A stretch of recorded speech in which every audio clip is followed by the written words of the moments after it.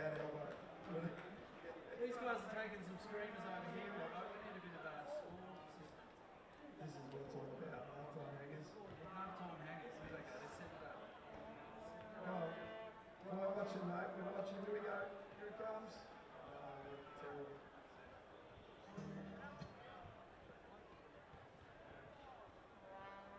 We're going to sing a song for these guys. Here we go. Oh! Not bad. We're watching the beginning here.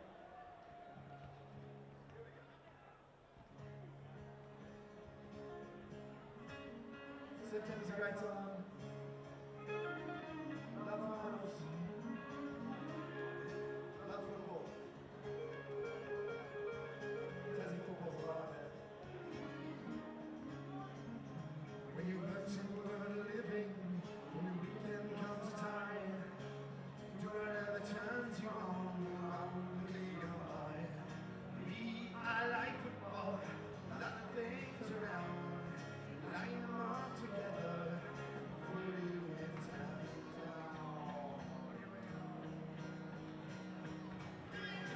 Up there, 'cause I think boys in there and fight. Up there and Adam, show 'em your might. Up there, 'cause I think don't let 'em in. Fight like an angel, you're around there to win.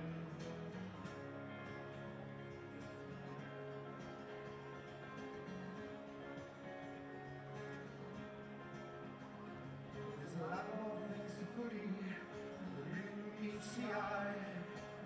Days when you could turn on, there were days when you could cry. Either love or hate it, depending on the score. If the team lines up and they kick a goal, how's the mighty roar?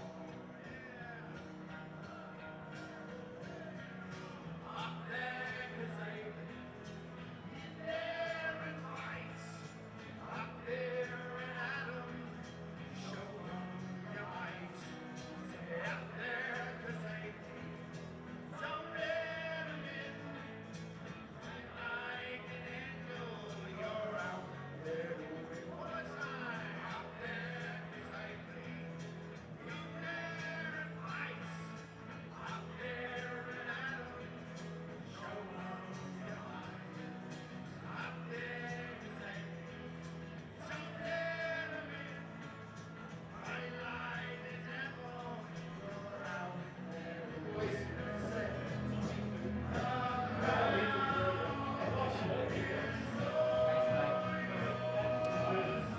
Today in Tasmania, all roads lead to UTAS Stadium for the TSL Grand Final between North Launceston and Lauderdale.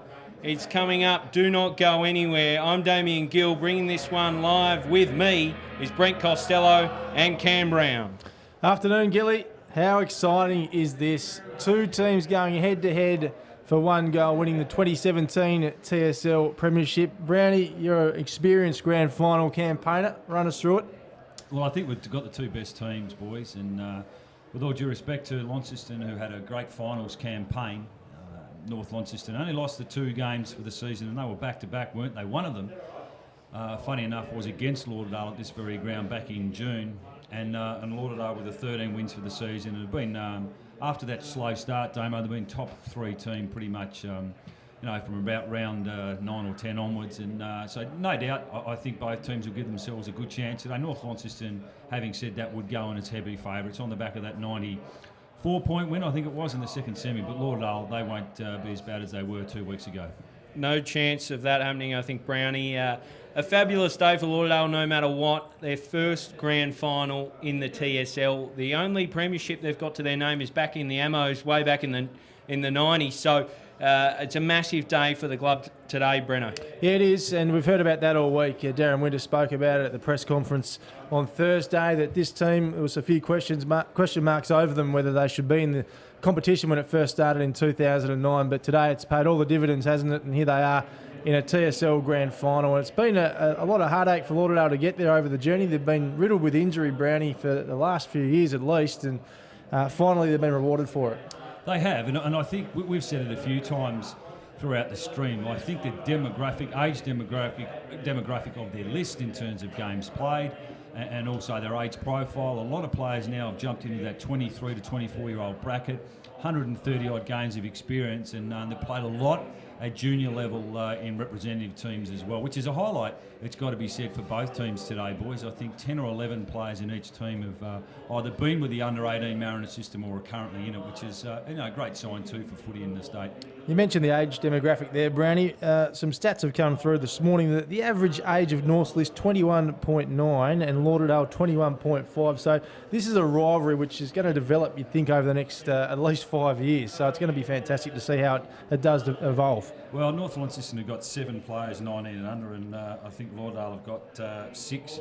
And we've also got a 16-year-old today from North Launceston, Ben Simpson. His dad, Marcus Simpson, was a fantastic player for North Launceston in the old statewide league days, so he gets an opportunity today. And we've got a couple of 17-year-olds running around today for North Launceston, and Taryn Thomas and Ryan Mansell, and 2 also from Lauderdale, Mitch Anderton and Josh Williams. So lots of little things and subplots involved in this game, in particular with the demographic of both lists. So really looking forward to it. I think the start's going to be important, Damo, today, particularly from a Lauderdale perspective. 100% agree with that, Cam Brown. I was here when Lauderdale did get that win over North Launceston. It was a long time ago now, but it was a terrific win by Lauderdale. They won by just a point, but I actually think the scoreline flattered North Launceston on that occasion. Lauderdale were probably a 3 or 4 better goal team. And on that day, the key was the start, and the key was Bryce Walsh and Thor Boscott, 2 of their real, leaders, set the tone early. Bryce Walsh played forward and had a real impact, and so did Thor Boscott. And I think, for me today, if Lauderdale are to really give this a good shake, those 2 players in particular are going to have to start well. I agree with you. And look, in that game that you're talking about, they kicked 5 goals between them as forward mid, so it's really important that they have a good start today. Really interested to see where different players line up. For me, North Launceston, Zach Bird is an interesting one. We've seen him on the stream play forward. We've seen him roll back. But I think, almost where he plays has some degree of effect and influence on where Ben Guinness will run around for Lauderdale. We've seen him as that swing man back and forward, often starts down back, but gee, wasn't he electric in the final a couple of weeks ago against Clarence boys, and thought he almost swung the game. But you would think if Bird is forward, then probably McGuinness has got to roll down back. If it's the other way around, I think that probably gives Lauderdale a chance to roll the dice with Wiggins forward and maybe push Boscott deep, and also Ben McGuinness, who can really catch the footy. And as we look out, boys, we've got the umpires here, and look, it's a big day for them too, isn't it? With I think Matty Clark, his 5th grand final, Nick Saltmarth, his 4th grand final, and Mark Tuckett 3 in a row. And what about Adam Reardon's 7th consecutive grand final today as a boundary umpire? As we see North Launceston burst through their banner, of course, 4th grand final in a row for North Launceston. Unbelievable to think a team could be so successful. And it continues again today for them. A lot of these players have seen grand finals, know the stage, know what to expect. How big a factor do we think that's going to be up against a Lauderdale team that have not been on a stage like this before? I think Jordan Roberts was the only player in the team to play in a senior grand final. Yeah, it's enormous. It has to play some part, you'd think. Speaking to Brad Cox-Goodyear during the week, he said you just have to appreciate it when it comes around. He's obviously been involved with all 4 of these grand final appearances. Chance for him to get a 3rd premiership today. And Tom Couch said too, you try and tell the boys they don't come around often, but they have for this group. They're just an outstanding bunch, Brownie. They have, and look, it's very difficult to have sustained success in any level of sport in AFL competition. And you go back to Hawthorn and the strength of them to win 3 in a row, and North Launceston have an opportunity today to win 3 out of 4, which would be unprecedented. But Lauderdale, we've always felt, look, and history tells us in the competition you have to be top 3 to win a grand final. So they've given themselves every chance. They'd love to be playing the game at home, but there's no second prize today, and they've just got to start well. They've got to be competitive. They'll have their work cut out today, I think, against North Launceston. And you mentioned the experience, and yeah, there's no doubt that helps. They've got multiple players now. I think there's around five players that have played in the previous 2 grand final victories for North Launceston. We talk so much about North Launceston, just how good they are. They don't seem to have too many weaknesses. If we are to actually look at how Lauderdale win this game of football, where are those weaknesses? What holes can they poke out at North Launceston and maybe get the upper hand, Brownie? Look, my only maybe where you could mount a case for Lauderdale is North Launceston. They do lack a little bit of height in that back half. Pearce, really battles manfully for them. They have to play tall with someone like a Jay Foon, who often plays as, picks up the second or third tall. He's not necessarily designed that way for height because he's not overly tall, but plays very tall.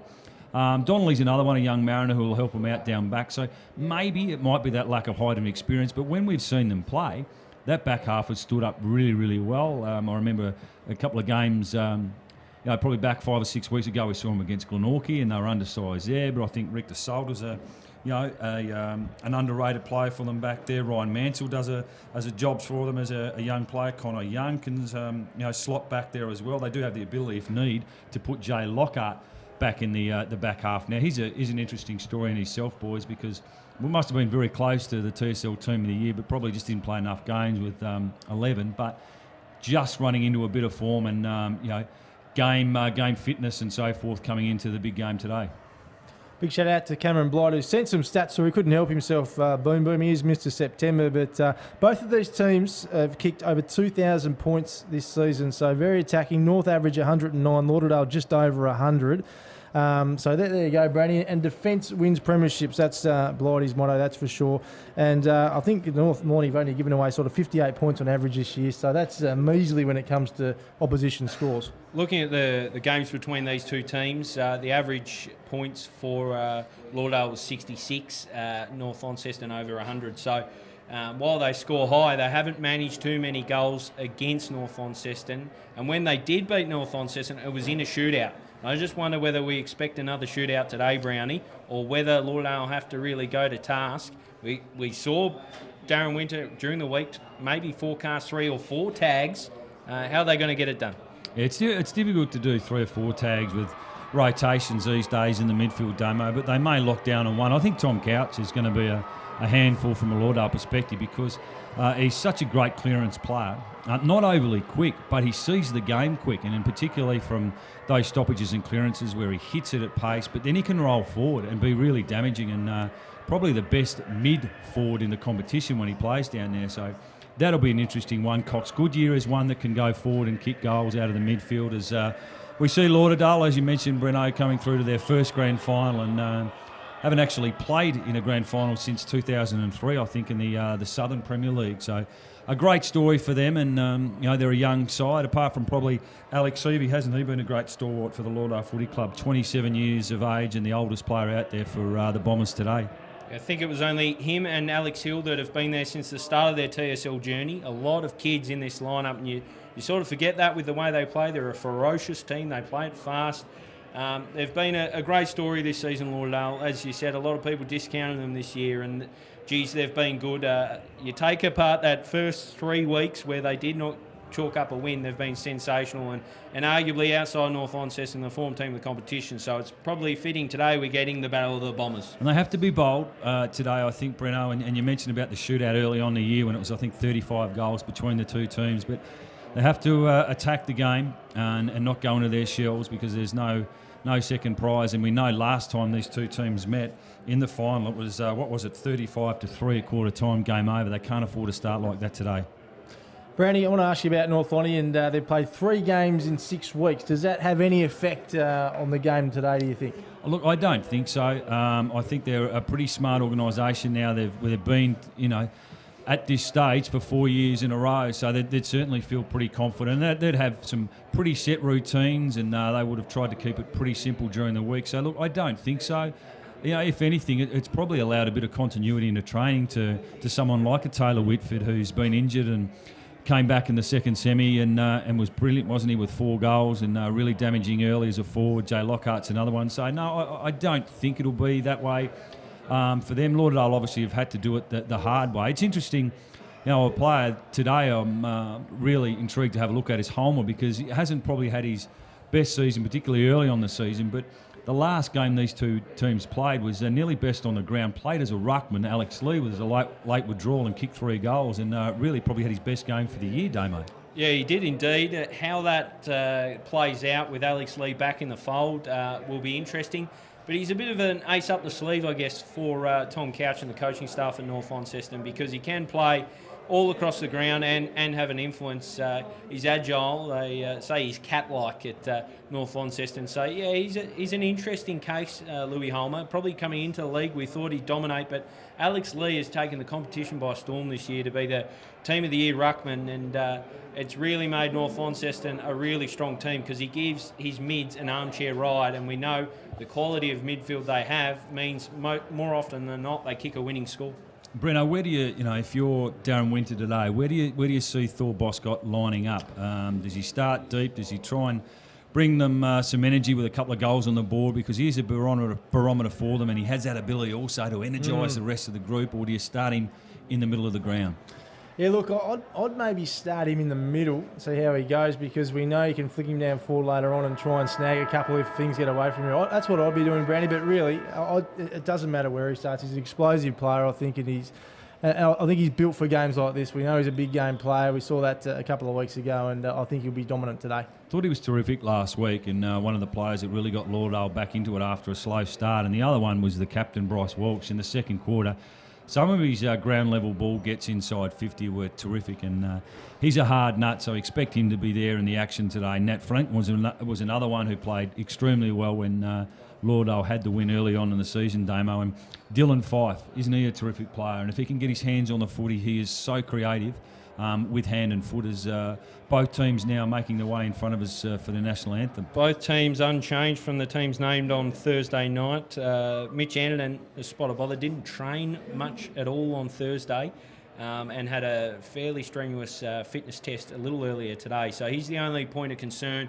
Outside of that, both teams full strength, about to line up for the national anthem, sung by the great Russell Robertson, played for a very, very good football club.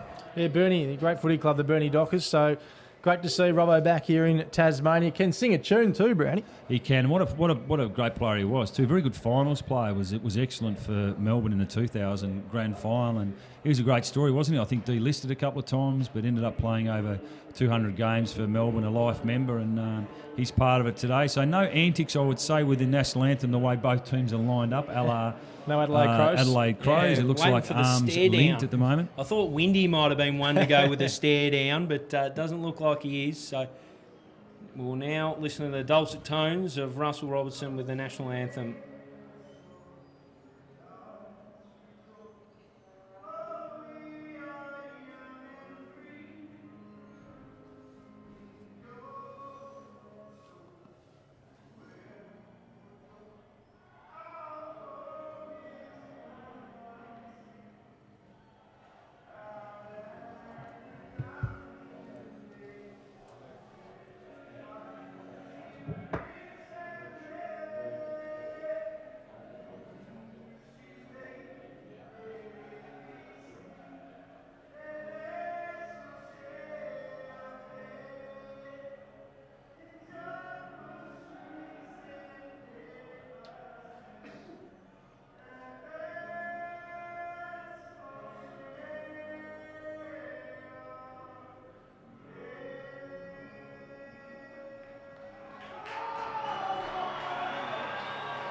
Could take a hanger and can belt out a tune, Russell Robertson there with the national anthem. An electric atmosphere in here at UTAS Stadium. The TSL Grand Final, grand prize on the line. Lauderdale in their first ever TSL Grand Final. Boys, it's time for tips. Yeah, look, I've said North Launceston all week by 33, and Jay Lockhart for the Darryl Baldock medal, Brownie.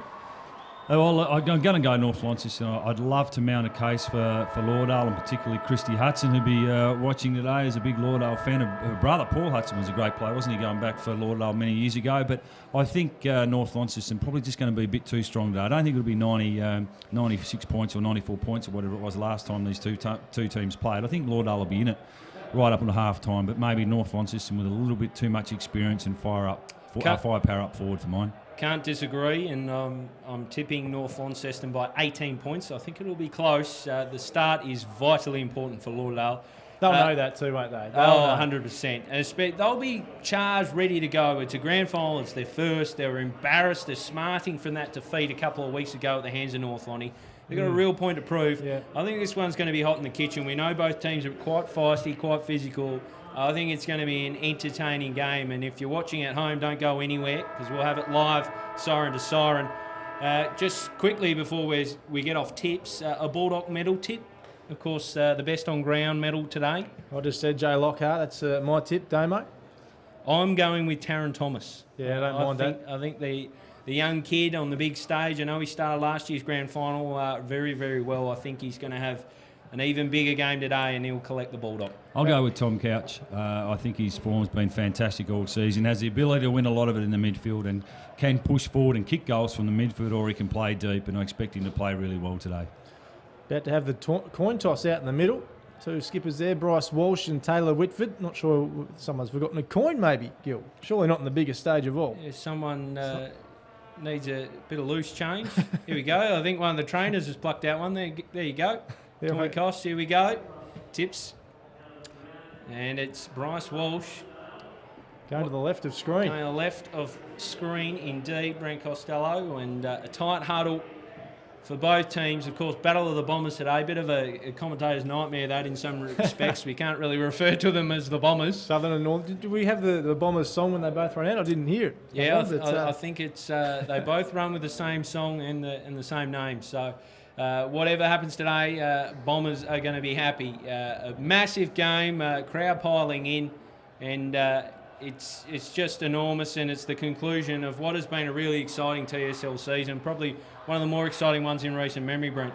Yeah, we've had a couple of close seasons, but this one's certainly been entertaining. There's no doubt about that, and we're set for a big one this afternoon. Look at the Lauderdale boys there in the big huddle. What will be going through their heads right now, Brownie? They must be that excited and nervous at the same time, I suppose. The trainer trying to give them a rev up. He was putting their hands up, getting the crowd involved. Really interesting from the trainer there. So we're not far away at all from this one getting underway. Your call team, just a reminder, myself, Damian Gill, Brent Costelloe, and the ever-insightful Cam Brown down the end with all the analysis you'd ever want from a game of footy. Yeah, just interesting to see where both teams line up. I don't think a lot would have been taken in, with all due respect to the captains in that last 30 seconds. Boys just want to get the game started. You need to have composure early with the footy in finals. You don't want to be over-exuberant, giving away unnecessary free kicks. You just want to be able to hit your target, do the basics well, and more importantly, put scoreboard pressure on your opposition. And that's the important thing, I think, for Lauderdale starting today. So just seeing what's happening here from a matchups point of view, and it looks like Denellen is running onto the ground. There's a late change to the obviously the starting 18 there. Obviously Donnelly, yeah. Something to do with a matchup. Sorry, Donnelly coming onto a wing. It looks like he's going to pick up Roberts. Back into the side, Jordan Roberts. Jordan Roberts went for the handshake and then it was on. He put the hand out. Like a wrestler. And it was They're on. onto it. Donnelly went for the already. handshake and... The umpire's having a word. We haven't even got the Goodness siren me. to get things underway. We haven't even got this run started and there's fire in it, boys. He put the hand out and just... And Ben McGuinness, forever the antagonist, down the Couple other of end. matchups, boys. Ben McGuinness has gone to Bart McCulloch. And also, Taron Thomas is starting at full forward at the moment, being picked up by Mitch Anderson. I like that call, Breno. Brilliant. So here we are, game underway. To call it all, Brent Costelloe. Underway in the 2017 TSL Grand Final. It's Holmer and Smith up in the ruck.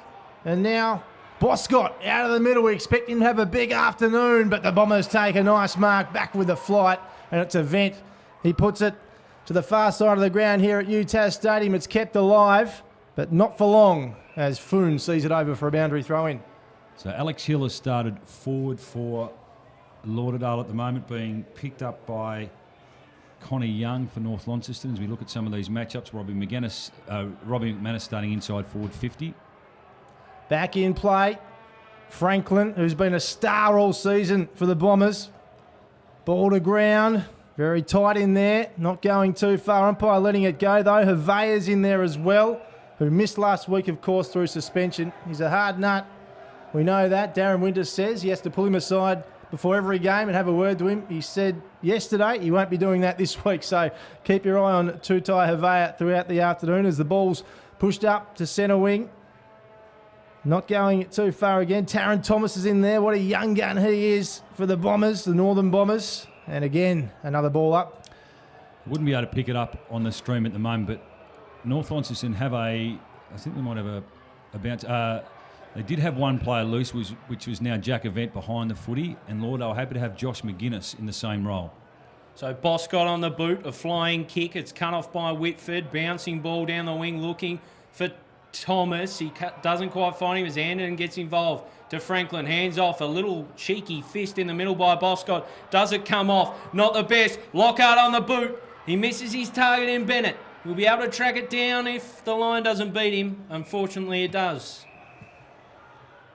Yeah, big day today for Tom Bennett. Early on in the season when these two teams played in that close game, he kicked 6 goals. Zach Burt kicked 4 as well. So gives him a target down there. Team of the year, big day for him. So ball back in. Smith goes at it, looks to bring it down. It falls for Ponting. Just shapes a shot. Oh. It's almost cut off by Ben McGuinness. Does he do enough? Yes, he does. Just agonisingly close for North Launceston. But that's the first score of the day. Came up the highway yesterday, Lauderdale, to prepare for this game. Short kick in. McGuinness hits him on the chest. What a campaigner he is too for Lauderdale. Been up at Brisbane, of course, and now back to his old club, Jordan Roberts, who missed last week as well through injuries. Back in the team this afternoon. It comes to the wing. Out in front, no good. Take the mark. Alex Evie's there. Goes over at the top of his head, though. Oh, and big bump there. And a free kick. Call there. Yeah, free kick to Franklin. He plays on quickly. Goes wide to Boscott, but just misjudged the kick. Roberts is there to collect, though, for the Southern Bombers. He goes forward, and a good, strong mark out in front by Bell Chambers. He goes inside 50 for Lauderdale. Mark, is it just out of bounds? It is. So North Launceston to take the kick. So just the 1 point on the board so far. Just over 3 minutes into this grand final of 2017. Big wrapped up in the goal square. Umpire let it go. Whitford gets it out of danger. So a little let off there for North Launceston. And now they've got time to go back and just take a breather as they push it long. Up to the wing again from behind. No one could take the mark. Let's play on. And now Holmer, who starred a couple of weeks ago against this team. And now the Bombers are away inside 50. McGuinness there, though, of the Josh variety to collect. And they play on quickly again. Oh, it's a dodgy old ball. Cut off by Brad Cox-Goodyear. Doesn't quite take the grab, but a let off. It's not. It's a big booming boot from Cox-Goodyear. Is he on the board? You bet he is! North Launceston fire first. 1-1-7. Plays no score. Oh, that's his modus operandi, isn't it? To wind up outside 50. And it came... We saw the inside 50 kick from North Launceston, unfortunately not hit the target. Bit going on here, Brownie. Surprisingly, it was Josh McGuinness who created the turnover with a errant kick. And Cox-Goodyear found some time and space, and a great kick from outside 50 to launch the first goal of the 2017 grand final. Backed himself to play on and paid dividends in the end as we restart in the middle. Holmer taps it down.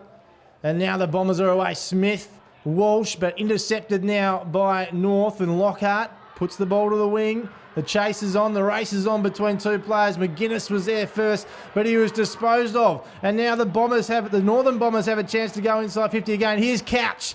What a star he's been since arriving in the competition. Donnelly now, right on 50. He is dealt with. Still alive, though, for North Launceston. McCulloch gets it back out to Couch. He swings around. Taron Thomas lurking, couldn't take the mark. He's still got the ball alive, though, the young gun.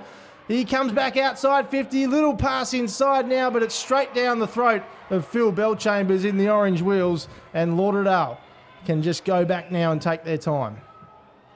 So Bellchambers inside, finds Stanley. Just a little pass inside. Yeah, Taron Thomas looked like ripping that one to bits. Not quite. Couldn't take the grab.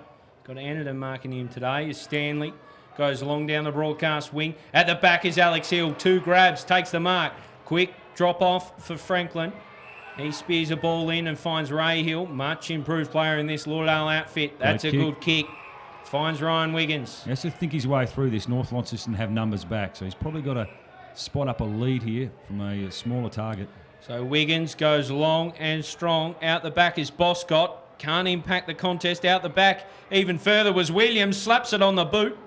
Minor score, Lauderdale on the board. Bit of an error in the back half there from Launceston because they had plenty of numbers back. So in it comes again for North Launceston now. Here's Cox Goodyear, the first goal kicker of the afternoon. Off to his skipper, Taylor Whitford, who has got plenty of time and space. He goes short and finds Bennett. Bennett, what's he got on?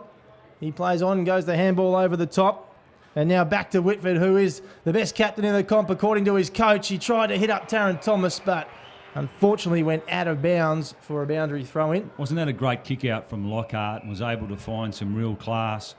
We saw Cox Goodyear there, Whitford involved, Bennett, and all of a sudden they're pushed inside 50. There's a free kick here. Free kick here to Ponting. So this is interesting. So Josh Ponting will get the kick. Kicked a remarkable goal a few years ago at Blunston Arena for North Launceston in the final series. And gee, he'd love another one here to put his team up by 2 straight kicks. So take his best from there, Breno. It's going to be a tough one for Josh Ponting. In he comes. Looks like it might be pushed across the face. It is. There's a fly from behind. No one could get there. Here's Pearce. He's pushed over the line. And it might be a free kick here as well. And here we go, boys. It's on. Taron Thomas in the thick of it. It's Clevercamp that came in and caught Pearce. Caught him high, I think, Breno. So Pearce will get the kick here for North Launceston. He's still down at his haunches, though, being attended to by the trainer. It's a little bit over-exuberant there, maybe a little unnecessary with the pressure there that he applied, Clevercamp. He's normally a really composed, good decision-maker. All right, so Jake Pearce. Let's see what he does. He's still feeling the effects and looks like he's gone into the book for that too, boys. Lauderdale fans certainly not happy. A big travelling crowd have come up the highway. Right in There's a that card pocket as well. There's a pocket there of Lauderdale supporters, and you're right, Damo. Not the best place for that incident to happen. So here's Pearce. He's able to take his kick. Will he have a shot on goal? Looks like he will. So Jake Pearce for North Launceston's second of the grand final. He wheels it around, but not enough, and it's gone through for a minor score. So Lauderdale kick out. It comes to Roberts. A big booming boot is a good one. Finds Havea with a juggle. Doesn't quite take it. Donnelly comes in. Great pickup. Drops it off for Mansell. Mansell, a kick inside 50 looking for McCulloch. He's in a Lauderdale sandwich. They come out with it. The Southern Bombers, a long kick down the wing from McGuinness. Been prevalent early. It's picked up by Mansell. Intercepted as North Lonnie look to navigate their way out. He's kicking the ball well, Jay Lockhart. Jay Lockhart goes back, almost sells a teammate into trouble. Luckily, he's got another on hand to help him out of there. As Simpson now with the ball, the youngster, as Cam Brown said, 16-year-old. Down the wing he goes, he'll find Foon. So Foon got a few on in the middle, namely his coach, Tom Couch, who's made to earn it by Dylan Fife, who looks to again have the job on the big bull. Tom Couch had such an impact in this competition this year. Long it comes from Couch looking for Bennett. He arrives. He can't take the mark and it trickles over. It's a great lead and presentation then from Tom Bennett. That's that connector, that Tom Lynch role almost that he can play because he's very athletic, can get on his bike. A big job today for Wish Wilson. Just looking at Mitch Anderson too on the bench, boys, being attended to by a number of trainers, so hopefully he's okay. Yeah, it looks like they're attending to his face at the moment, boys. Great hit out from Lee. Finds Brad Cox Goodyear. He's got one. He couldn't have a second, could he? A bouncing ball is offline and through for another minor score. Well, for your Lauderdale, Damo, you can't afford to have Cox Goodyear running around on his left foot in space from a stoppage or a clearance situation. So quick kick out from brother to brother was a shocker, and it's picked up by McCulloch. He looks at goals and he finishes off almost. Let off. Almost. A let off indeed, Breno. Dear oh dear. Look, I wouldn't say danger signs yet for Lauderdale, but they do need to get a goal on the board just to settle their nerves in a minute, I would imagine. Robbie McManus sends it to the wing. Bell Chambers can't collect the footy. He's under a bit of pressure and sees it over for a boundary throw. And right in front of us here in the commentary box, we're just almost 11 minutes gone this opening term of the 2017 TSL Grand Final. It's North Launceston, 5 scoring shots to 1 and 9-point leaders at the moment. So Lauderdale, just to settle the nerves, would love the next goal as it comes back in again. It was Lee in the ruck, Havea. He puts it on the boot. It's a high Ball just inside 50. Good mark taken by Hill. He wants to go back. Does he play on quickly? No. I think he's going to back himself in. So he's a long kick of the footy, Brent. Yeah, no, absolutely. Oh, he decides to play on, does he? He's loading up. Is it going to have the journey on it? Looks okay off the boot from Alex Hill. It's got enough! Lauderdale on the board in the TSL Grand Final. And this one is back to within 3 points. Just little things in finals are really important. And Alex Hill is a very long kick of the football. North Launceston a little bit slack on the mark there. They allowed him to steady, get some composure, and all of a sudden he found out he could wind up and kick a beautiful goal. Really important goal for Lauderdale. Only 3 points now the difference. They haven't played their best footy, but they haven't been blown away. So a good response from them. Inaccuracy definitely burning the Northerners early in this one, but Lauderdale just 3 points adrift, as you said, Brownie. Back in the middle again. Lee and Smith to duke it out. Up it goes, favours Smith. He taps down. Midfield brigade all on hand. No, I don't think this one's going anywhere. No, it isn't. Rinse and repeat right in the middle of the ground at UTAS Stadium. Wasn't it a great mark too? He protected the drop zone so beautifully well. It's a big job, I would have thought, today for Connie Young. So Smith in best position, palms it down, but it's to the opposition in Cox Goodyear. He's met with a fierce Bryce Walsh tackle, and he's wrapped up. How important for the confidence, Brownie, was that goal? Just when things... Well, that's what we said, wasn't it? They just needed one to steady their nerves. Smith down. Clever camp in there for Lauderdale. Comes to Franklin. Good hands out. Finds Stanley. A good ball looking for Roberts. He's still on his feet. He poundles it away. Finds Williams. Just misses the handball as Cox Goodyear. Sorry, Ponting. Don't know how I mix those two up. Very different rigs as he goes into the middle. Looking for Lee. Cut off. Smith now looks to hand it out. And throw. It's a throw from the big man. So it'll be a North Launceston ball. Oh, no. This stuff in grand finals does not help at all. Well, you have to put your ego in the back pocket for the sake of the team. You might have to wear a decision or a little niggle or a little punch behind the play, but you just can't afford to retaliate in a grand final. Nat Franklin telling everyone to get back as we see this shot on goal coming up. Pearce again, who had that shot about 5 or so minutes ago. He'll kick from 30-odd metres out, directly in front. He won't be missing this one, Breno. He marches on in. Gets the ride, a high ball and a good ball. Another for North Launceston, so they answer Lauderdale's charge. Well, it's disappointing from a discipline point of view for Lauderdale. Just as you work your way back into the game, and goals at a premium early in grand finals, and you just don't want to cough them up by being ill-disciplined. And unfortunately on that occasion, the benefactor was Jake Pearce, who's been pretty lively forward, a couple of shots on goal. He's on the scoreboard now, puts it out to a 9-point lead. Perfect conditions for footy this afternoon at UTAS Stadium. A lot of rain about earlier today, but right now, blue sky, a bit of cloud, and we know how well this ground it drains, so no worries at all about wet weather footy out there. Here's Taron Thomas. He's so classy. He was taken by the legs there, so he'll go back and take the free kick. He handballs it away quickly to his coach, Tom Couch, who puts the footy in front of Walsh. He taps it cleverly to himself, gets boot to ball. Here's Bart McCulloch on the charge. It goes over the top of his head, and now McManus for Lauderdale off the rebound. He gets the kick away, and it didn't quite hit Hill. And now Donnelly, he's wrapped up, gets the handball away. Thomas again, who's been really busy in this opening term. He pumps it forward. Bennett's there, Cox Goodyear's there, but it misses the lot and touches it, goes out of bounds for a boundary throw-in. There you see the athleticism of Ben McGuinness just to get up there from a vertical jump, and terrific spoil to punch it over the boundary line with the left fist. So in it comes again. The danger spot for Lauderdale in front of the North Launceston attacking goals. And now here's Thomas, the classy Taron Thomas. He puts it straight into his opponent. And now McGuinness for Lauderdale gets it out of danger. Stanley puts it right to the wing. Havea's there. Couldn't take the mark. Hill. And now Boscott as well. He's in there as they get it out of danger through Hill and push it forward towards their attacking end of the ground, but out of bounds for a boundary throw-in. We've gone 15, almost 16 minutes in the first term, and it's North Launceston leading by 9 points in the 2017 TSL Grand Final. A lot of nervous energy out there, I think, Brownie. As the ball comes back in again, North Launceston with a handy lead. It's one down by Smith, paddling, looking for his skipper. He doesn't quite find him as Couch comes in and interjects. He'll find it eventually here, Walsh, and he's caught one high, so he'll get a kick in a dangerous area.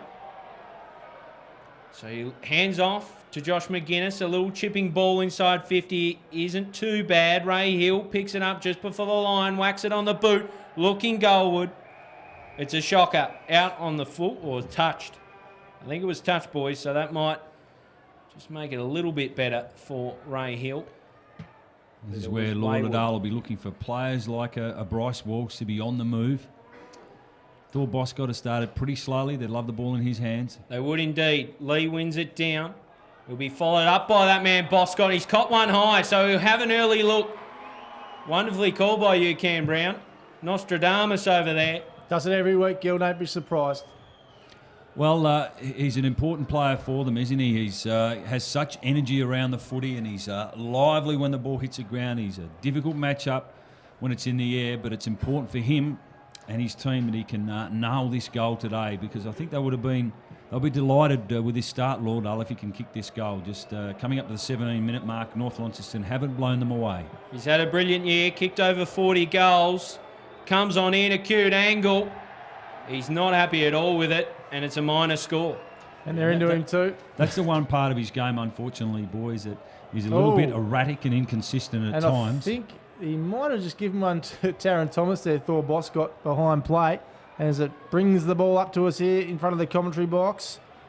And now the Bombers a chance to go forward again through Stanley. Gets the handball off to Fife, who was brilliant last week against Launceston. It's a high ball. Thomas. Is it Thomas? No, it's not. Lockhart. Lockhart goes sideways.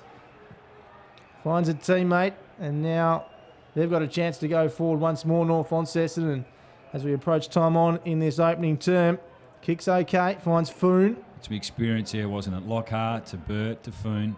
So Foon gets it inside the centre square. Not heaps on offer at the moment for the Bombers, so they go sideways. And now Baker. He finds Ponting on all alone on the wing. He goes inside 50, or just outside 50, and finds Holmer. Louis Holmer dominated between these two clubs last time they played here at UTAS Stadium. Gets it into McCulloch on the lead. And big Bart McCulloch now. What will he do? He plays on. So McCulloch in all sorts of trouble. Big cries of holding the ball. Advantage paid. Franklin now out of defence. Hits Bell Chambers on the chest. Umpire's blowing the whistle again. Is it coming back? Gee, the crowd's loud. Wowee. So McCulloch will get the kick here. And there might be a report here as well on Josh McGuinness. So all happening here at UTAS Stadium in this opening term of the 2017 TSL Grand Final. But McCulloch will have a shot on goal. And Josh McGuinness is in the book. I don't want to harp on it, but they were away then, Lauderdale, and they had an opportunity from a turnover, from a decision by Bart McCulloch, which was clearly wrong to play on. They'd won the free kick, they got the footy back, and then to give it up. Actually, in fairness, didn't see what happened behind the footy. I don't know whether you did, boys, but again, you just have to keep your ego in check. So McCulloch, he wants the handball off. He's made a mess of this, an absolute mess. What's going on? He didn't want to have the shot, Cam, and look for the handball, and it's worked out right in the end. It's just a comedy of errors at the moment. Oh, horrible stuff. So whoever holds their nerve will be better as Rick DeSolder from the square, a big booming boot deep. Oh, he was all on his own. Taron Thomas has picked it up, wanders around. He's put this one wide. He had maybe too much time to assess his options there, Taron Thomas. Well, he should have kicked the goal. He had plenty of time. Also, a North Launceston player didn't pick it up, just running into space there, elected not to take the mark. Whew. Well, what a couple of minutes of footy. Out it goes. Williams looks to fist it down. It falls for Baker. Baker over the top. He's got Couch. He heads there, but Heavey comes across. Williams is in trouble, boys. I'd say he's rolled an ankle here. He's hobbling off just in that last contest. The youngster hobbles off. There's a couple of veterans go at it, and Heavey and Couch fire up. So the ball to come in once more. It's Holmer and Havea. The big hairy Holmer gets in front position. Havea over the back looks for Bryce Walsh. It comes out of his hands. I don't think he knew much about it, but he's got a kick for his troubles. So Bryce Walsh, Lauderdale skipper, leader of this team, has led them so finely this season. Takes his kick inside defensive 50. It's a high up and under. It'll come down with snow on it. Foon sets himself and takes the grab. Great mark. A quality player is Jay Foon. Looks down the wing for Bennett. The best hands in the business. Can't take the grab. Good courage from Robbie McManus to fly back with the flight of the ball. He's picked up Whitford when Whitford's gone forward on a couple of occasions today. So the ball to come back in again. I think it's Pearce and Havea on this occasion to Jewell in the ruck.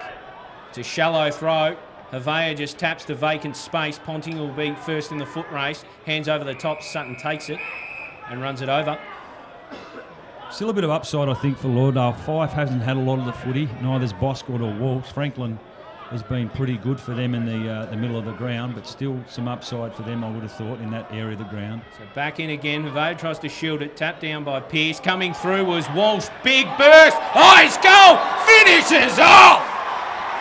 Mark Walsh, if you don't mind. Well, if you go back to Mark Walsh's year at under-18 level in Mariners, and that goes back probably 5 or 6 years ago, he was the best kick in the team on both sides of the body. And he's never been a prolific ball winner in terms of, racking up 25 possessions. But when he does get the footy, he can really hurt you. And again, had too much time and space in the stoppages, and a beautiful delivery there to kick North Launceston third. Don't want to harp on it, but gee, that's a bad miss for Lauderdale with Thor Boscott up the other end. 8 shots to 3. North Launey dominating the scoreboard. They lead by 15 points on the eve of quarter time. Won't be a long quarter, just the 4 goals kicked. So we restart again. Homer, Smith go at it. Boscott's in there. And now Sutton gets a high ball. Comes back down, and Lockhart flew. Franklin's in there as well. Bell Chambers gets it out the hill. Inside 50 now for the Southern Bombers, but it's all North. They come out of defensive 50. And look at this. They're away, bursting through the middle, and inside 50 of them now. Donnelly is chasing hard for the Northern Bombers, and he's dragged down though. Big tackle over the boundary line, holding the footy. So well done there to Scotty Hill. He comes back in to McGuinness. Josh McGuinness on report for an incident not too long ago. Pushes it forward now to his brother and Ben in the helmet, as he always is. I'd love another goal here before quarter time, the Southern Bombers. As it comes over the head of Alex Hill, and now Taylor Whitford, the inspirational captain. Handballs over the top, but only as far as Alex Heavey. Now Nat Franklin. Jordan Roberts is there, but Whitford crashing through. Foon gets it over the top. Ponting, and now Event. He gets dragged down, but gets away. Richter Salter coming through the middle of UTAS Stadium. Anderton back on the ground. Good to see. He's chased down by Couch. Intercepted by Bart McCulloch, but it's still with Lauderdale. And now Anderton gets a handball away. Ball to nobody though. Here's Josh McGuinness. And now Lauderdale push it forward again, but North Launceston there to intercept. They've been good off half-back, North Launceston, in this first quarter, particularly Zach Burt. He is. Zach Burt kicks it to Donnelly. And 24, almost 25 minutes gone. Great start here for North Launceston in the 2017 Grand Final. Ball to the wing. Just confused Taron Thomas where it was. Ponting picks it up. He drives it inside. And now they go through Pearce. And look at this. Mark Walsh again. The goal kicker from a few moments ago will go back and have another shot. Slight angle, and will kick from about 35 metres out to put his team up by a handy margin going into quarter time. Great kick to spot up Mark Walsh, but again, he had too much time and space, and he's a beautiful kick. Expect him to kick this goal, but we saw Bryce Walsh remonstrating with some of his teammates here to pick him up. So Mark Walsh been a key figure of this North Launceston lineup for a very long time, for the dominant period in the TSL. Looks okay off the boot. No, just to the right. So little let off there too for Lauderdale once more. Big let off, I think, there, Breno. They've been inaccurate. That's the only thing really positive for Lauderdale.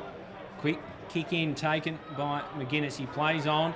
Long booming ball, almost cut off by Mansell.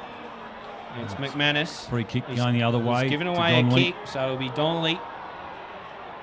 The youngster eyes a really crowded 50. It's a sloppy kick, but it works out okay. Onto the chest of Thomas. Thomas has a look, but pinpoints it onto the chest of the opposition in Anderton.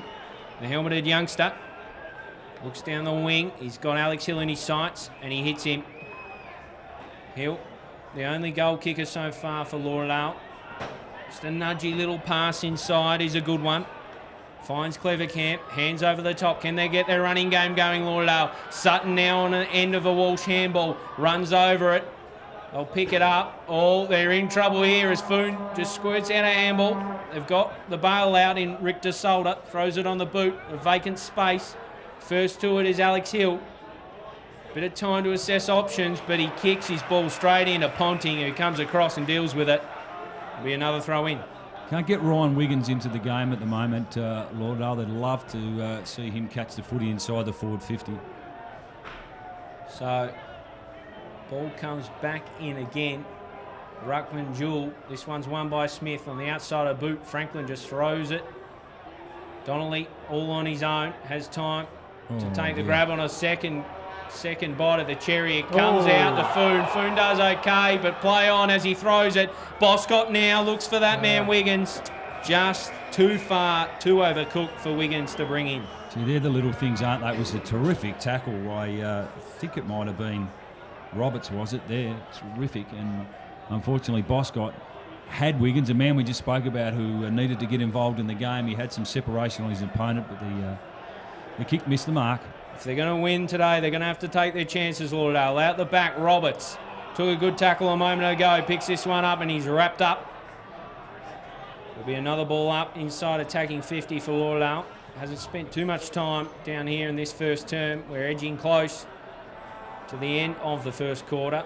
It's one down by Havea. He gets his own work, hands out. Clever Camp, the option. It does well in traffic, gets a hand out, but it's swatted away by Ponting.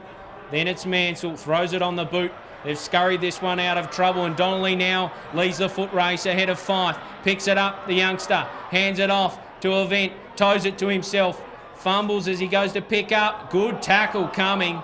He's in absolute trouble there with Roberts all over him. No, it's McManus rather. It'll be a ball up. Tackling from both teams been a real feature in this game. 28 and change gone here in the first quarter of the TSL Grand Final. Thrown up again. It suits Smith nicely. Gives it to Havea. High ball. Looking for Hill. Coming across. Lockhart deals with it. Punches out. There can't be a lot left in this quarter. It might be the last opportunity for Lauderdale as we tick up to 29-minute mark. Just a 4 goals scored in this first quarter. So they need to be on the move here on the stoppage. Yeah, can't be long left in this opening term. You're right, Brownie. North Launceston leading it comfortably at the moment as it comes back in, Lee in the ruck. And now they get it out of defence again, the Northern Bombers. Ball bouncing, lands up with McManus, who played his milestone match here a couple of weeks ago. His 150th for the club. Anderton steaming through the middle. He gets it inside 50 now. Punched away. Havea's there, has the footy, drops it on his way through though. And now Boscott gets boot to ball. Heavey, a veteran of the team. Alex Heavey throws it on the boot. Siren beats him, ball bouncing, but that is quarter time in the 2017 TSL Grand Final. North Launceston 3-6-24, Lauderdale 1-2-8. A dominant quarter from the Northern Bombers. 9 shots to 3 and dominated the scoreboard, Brownie. Yeah, they did, and I just thought they made... obviously had an advantage around the centre of the ground. I thought they were really set up well defensively behind the footy. Zach Burt's working well for them down back. Jay Lockhart with his foot skills has been really important, and they just look composed in that area of the ground. Lauderdale struggling to see where they're going to get a goal from. But having said that, 16 points down, it's not beyond the realms of possibility that they can get back into this early in the second quarter. They had their chances. Thor Boscott with one around about the 20-minute mark of the second quarter, Damo, and then the first quarter, and he just had an opportunity then, unfortunately, hit up Wiggins. And they're the sort of things that you need in a grand final to be making the right decision and hitting targets. And unfortunately, a 50-metre penalty too the other way probably hurt Lauderdale. So just some ill discipline at times, but they'll regroup and get another opportunity in the second quarter. They will indeed, as the numbers pile onto UTAS Stadium. A strong first term from North Launceston, 3-6-24. Plays Lauderdale 1-2-8. It's been a game that's belonged to North Launceston in so many ways, including the goal kickers. There's been 3 of them. Bradcock's Goodyear got him going with a booming ball, and then Jake Pearce got the second, and Mark Walsh fantastically finished off with the third goal of the game. Just the one for Lauderdale, Breno. Alex Hill, who kicked that long bomb from outside 50. Great way to kick his team off, but they just need a few more to get back in this game. Well, he's working for them, I think, Alex Hill. He's been pretty good as that lead up forward, and looks like he's got the upper hand at the moment on Connie Young. I think Nat Franklin's been pretty good for them, and like the work of Anderton down back. He's doing well for just a young player, and he's a 17-year-old in the grand final. And Josh McGuinness, they look pretty assured when he's got the ball in his hands. Just made the one skill area early on, but apart from that, I think Ben McGuinness is going okay from that matchup point of view. Unfortunately, they do have to play him back with Tom Bennett and McCulloch and those sort of tools going through. But North Launceston, I think they'll be delighted with Couch. I think he started really, really well for them. Jay Lockhart looks damaging when he gets the ball across half-back. And Taron Thomas looks exciting whenever the ball's near him, Damo. Does indeed. Lauderdale got to maybe shuffle the cards a little bit after that first term, because while it's not game over in terms of scoreboard, it could have been. I think Thor Boscott's the one for mine. I'll be putting him in the middle of the ground and maybe throwing Bryce Walsh a little deeper just to start the second quarter. I just think he's a player that hasn't been able to get his hands on the footy as much as they would like in the first quarter. The other one that's been a little bit quiet for them is Dylan Fife. So if he can, probably win some ball in some of the stoppages and also, some of those contested situations, get it on the outside, Lauderdale will be able to flick it around and look a little bit more likely. But only early stages yet, but the concern for me is Lauderdale is where the goals are going to come from. Have to agree, Brownie. We'll be back with the second term shortly. We'll have a brief break now, and don't go anywhere because this game's still up for grabs. 2017 TSL Grand Final, North Launceston, Lauderdale. Have to go back and play, mate, or not?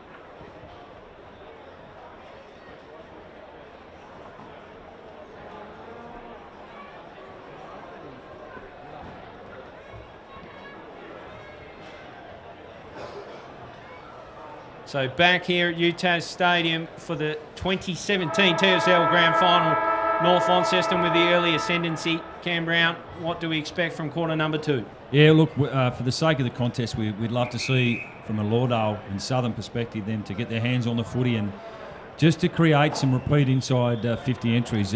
North Launceston's rebound from half back has been a real feature, and we've mentioned Jay Lockhart. Foon has done some terrific work with some intercept marking, and by foot also. So they're pretty underrated in that back half. We mentioned they're undersized, and that's the reason why Zach Bird is playing there. Good to see what we called for in the quarter time break. It looks like Thor Boscott is going to start in the middle of the ground. I think that's a good move from Lauderdale. Franklin Walsh also in there, so let's see if they can get their hands on the footy and just give their forwards an opportunity. Probably not working at the moment for Ryan Wiggins. He's just got to work his way into the game. I thought Roberts was quite good in the first quarter, some of his bustling work and tackling and defensive pressure. Hill is one that maybe they can exploit the matchup there on Connor Young, so there are some opportunities, but it's a big 15 or 20 minutes coming up here for Lauderdale. Yeah, no doubt about it. Interesting you mentioned Wiggins there, Brownie. Tom Couch signalled him out as the player to stop during the week for North Launceston to win the flag, and as you said, certainly hasn't been involved as much as he would have liked at this point in time. You ask and you will receive, Brownie. Thor Boscott in the centre square, good to see. Yeah, I like that. And Bell Chambers has gone deep as well. He's another player that can burst through the midfield at times, but he is athletic, so he's starting one out in the goal square at the moment. So I don't mind that move either from Lauderdale. So we're back underway. Second term TSL Grand Final. Holmer out of the middle. And now Bennett. Ball to ground. He gets wrapped up in a high tackle from Thor Boscott. Umpire will ball it up. So important first 5 minutes coming up here for the Southern Bombers. 16 points is the margin as Holmer goes at it again. And now big Hill tackle there. And we're not going too far from where we just were. Crowd in this afternoon, not too bad. Big pocket of Lauderdale supporters down the right-hand side of the screen. Back in the centre square, Holmer, cleverly, but free kick being paid here, and it's going the way of North Launceston and to the coach, Tom Couch. Cop one high, Breno. And he's going to go long to... No, sorry, he's popped it up, but the kick wasn't his best, Couchy, and it ends up in the pocket. Here's Taron Thomas, always dangerous. Look at this. Gets the handball away. Pierce, but just beats him the boundary, and another throw in. It's terrific agility. He was hard up against the boundary line, Thomas, but a lovely sidestep. He's looked threatening in the first quarter for mine, Taron Thomas. I'd hate to give away a goal here, Lauderdale. Dangerous spot for it to be. Smith taps it down. And now Walsh is there. Thomas again. G's been busy. Couch coming through. Puts it on the boot. And out on the full touched. So we'll have another throw in. They've looked dangerous in these situations, North Launceston, from a stoppage. And that's because players like Walsh, Cox, Goodyear and Couch have been on the move. So Lauderdale, you need to be defensive side of your opponent here and stop that run. So ball back in again. Dangerous for Lauderdale. Out the back is Cox Goodyear. He can sniff a goal. He rides the tackle, hands it out. Picking up and throwing on the boot was Pearce. Sensational stuff. And North Launceston at another. It's looming large for Lauderdale. Well, in those stop game situations, boundary throw-ins, ball ups, have really hurt Lauderdale. Second or third goal out of the stoppage, and we mentioned there that was the concern for Lauderdale, and again it was Cox Goodyear with a bit of room, but Jake Pearce has kicked his second goal. He's had 3 shots on goal already for them from a North Launceston perspective, so he's been a worrying matchup. Great start to the game for him. So 22 points the margin now. Very worrying signs for Lauderdale. They must kick the next goal as we restart in the middle. Smith got that one all on his own. Walsh is there. He's got no one to help him out though, and now North Launceston away again through Ponting inside 50. Coming through, Mark couldn't be taken. Big fly though. Here's McCulloch, he gets it back around. And now North Launceston goal again. Taron Thomas has the footy. What can he do, Mr. Magic? Nothing. Out of bounds, boundary throw in.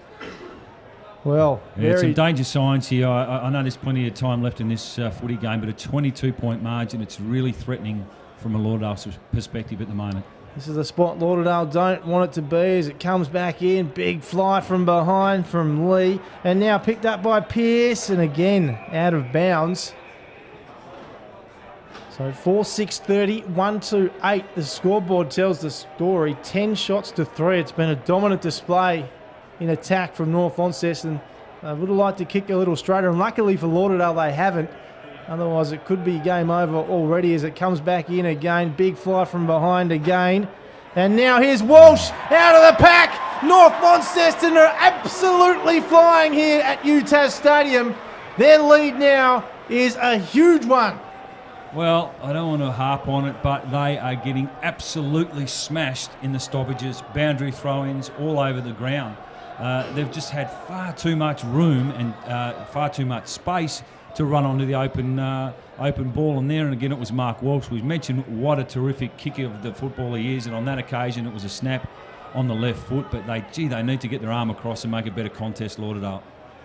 Back underway in the middle, and now Lauderdale. Here's Franklin, bombs it inside, and Heavey's there underneath it. Couldn't get the footy. Fife. Dylan Fife, a little pocket rocket, gets wrapped up in a Lockhart tackle. Bell Chambers in there as well. Lockhart gets the footy back. Now Foon puts it high in the air. Pack forms to try and mark the footy. Ponting punches. Franklin gets it though. He's wrapped up by Burt, as is McManus, I think, is under the footy. And now Walsh. Bryce Walsh escapes. He gets boot to ball. It's a sort of torpedo-style kick, and the umpire's blown the whistle. We'll go to Alex Heavey, a free kick down the ground. All right, so the veteran of the Lauderdale Footy Club.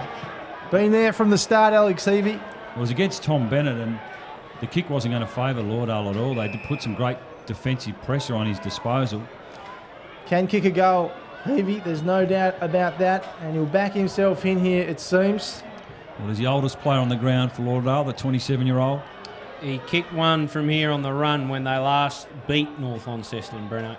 In he comes, Alex Heavey. I'd love this to go right through the high diddle-diddle. Unfortunately, offline, minus score. They just have to lock it in here, get some repeat inside 50 entries. Need to kick the next goal for mine. I'm with you, Brownie. Danger sides indeed as Foon takes the kick out, kicks it to himself, looks long for Donnelly. And Donnelly's coughed up a free kick, so it'll be a Ray Hill ball for Lauderdale. Looks like he's got a fresh do for the occasion. Goes long, a pack forms. Over the back was Boscott, an interesting attempt. Farming it out was Event. Over the back, it's falling for Bell Chambers. Can he bustle through and craft something? He's got to beat Couch first, and that's no easy task. He tackles him, drives him into the ground. What's the umpire say? Ball up. So a strong start from the Northern Bombers here. Inaccurate, 5-6-36.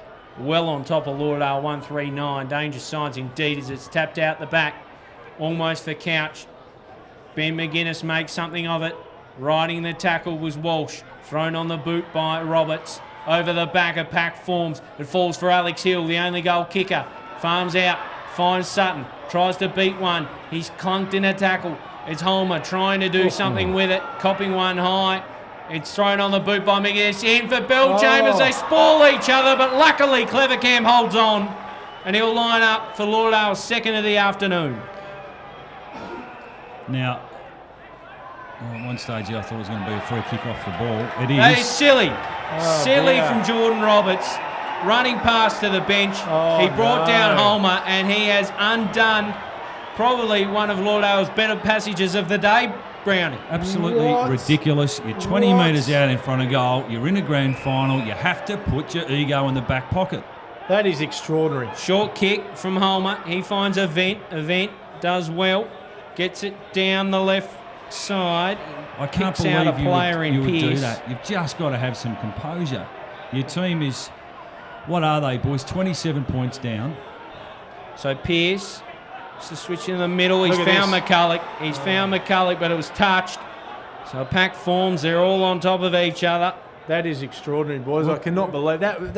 Oh, It's jeez. an energy zapper, that is. It is. Energy zapper. A goal zapper too. That was a shot on goal that could have got them back, within a 21 reasonable points. margin. Clevercamp wouldn't have missed from there. You wouldn't have thought. Oh, jeez. So Ben McGuinness up in the ruck, taps down. Running through was Clevercamp.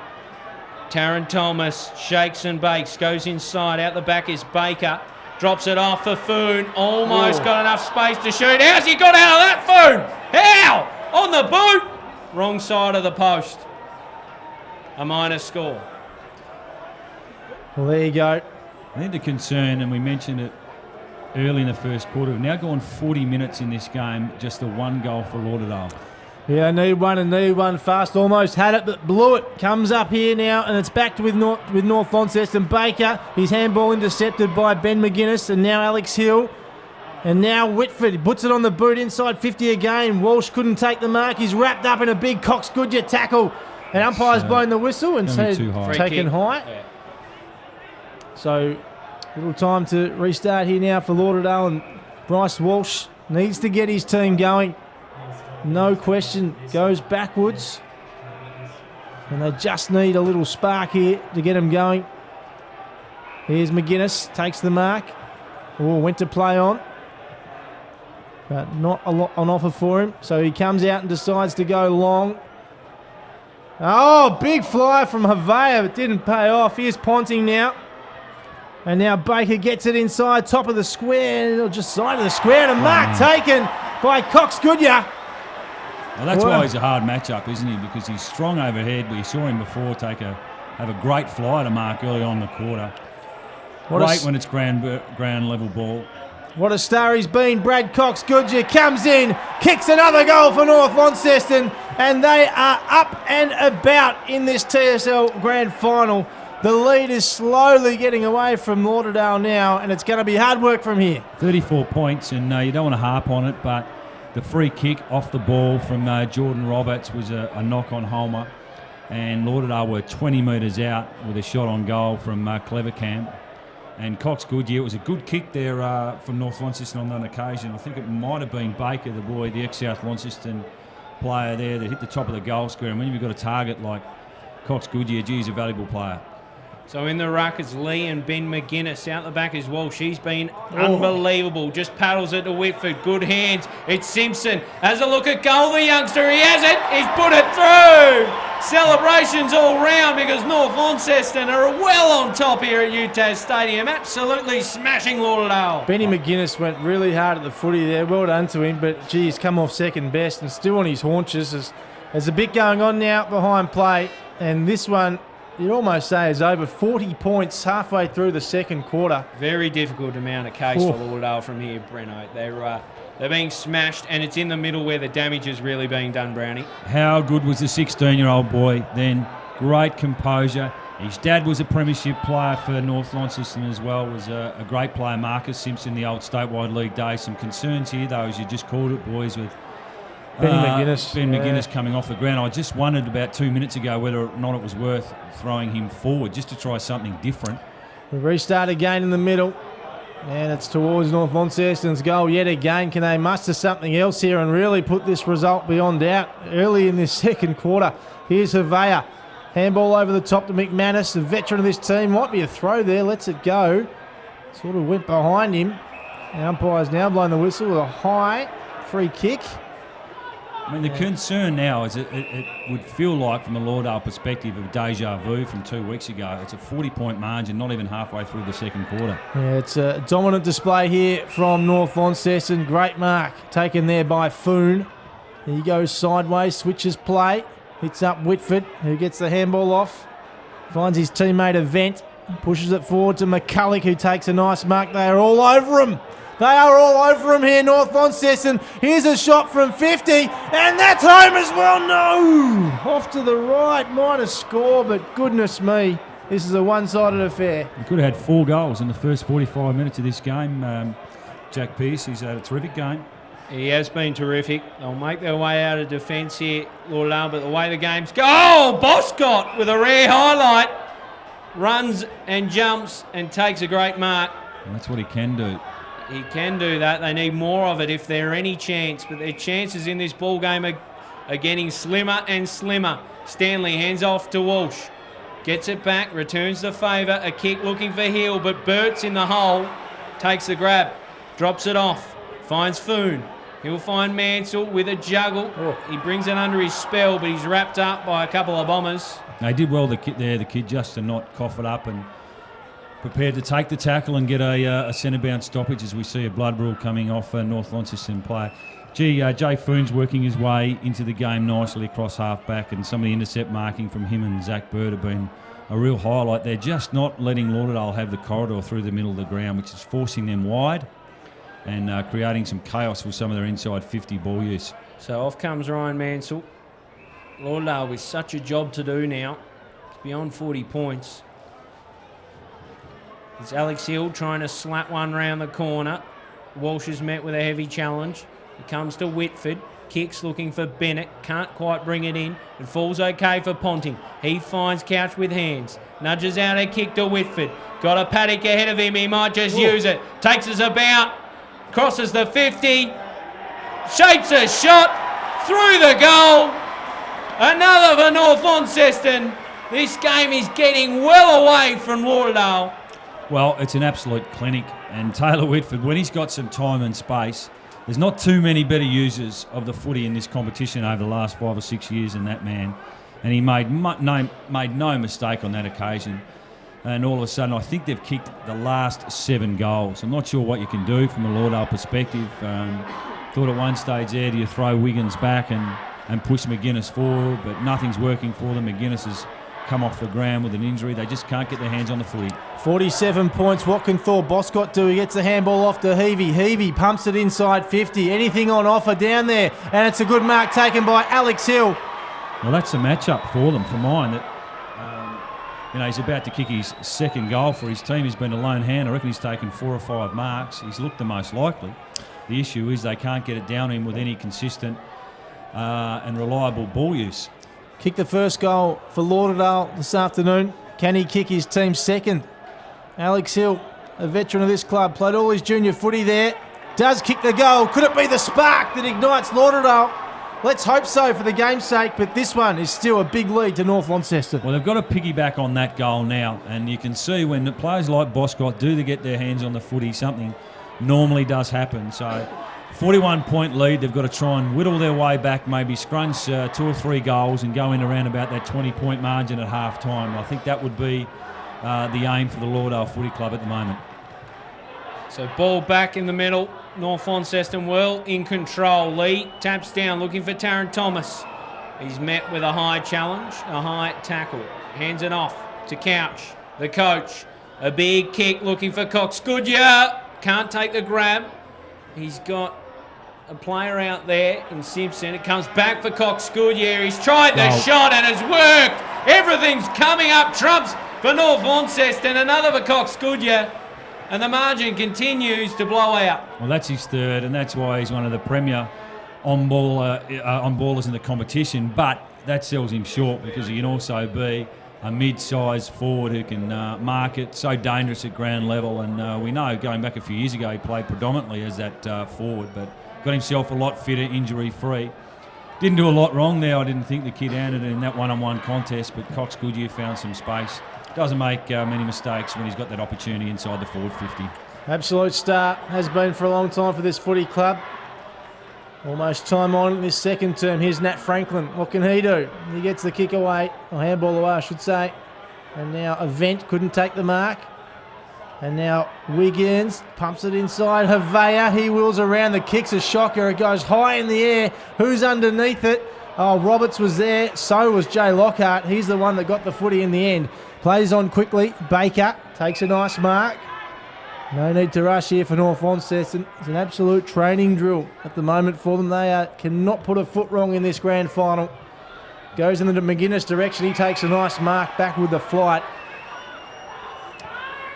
Josh McGuinness back in this Lauderdale team this year after spending some time up in Queensland. Havea on the lead. Oh, good mark. Is it paid?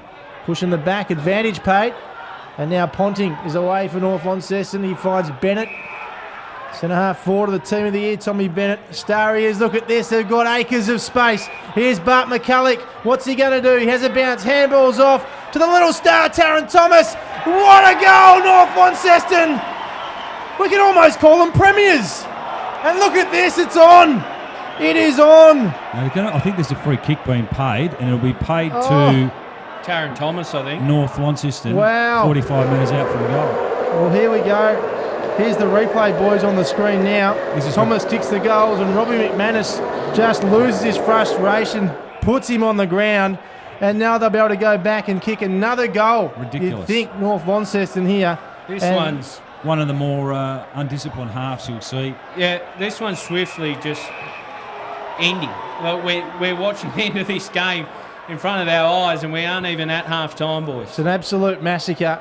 It was just silly stuff. You'd be shattered if you're Darren Winter in the coach's box. He wanted his players to play a little bit more on the edge. He said that during the week in the media, but we said before the game, boys, you have to be composed in these situations. Sometimes you've got to wear a little niggle or an umpiring decision that goes against you just for the sake of the team, and not do those undisciplined things for your team. So Taron Thomas scored a goal just a moment ago.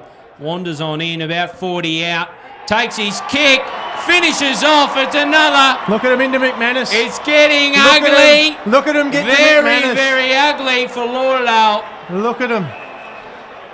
Tom Couch straight to Robbie McManus and let him know all about it. Then now, Walsh and Couch. There's stuff going on everywhere. That is now, North Launceston's has played 11. a free kick. It's actually going to go to Lauderdale on this occasion, boys. It's going to go to Smith in the ruck. So Hayden Smith to get it straight out of the middle. It was North Launceston's 11th goal for the game. It's 59-point margin. Oh, that's a sloppy kick.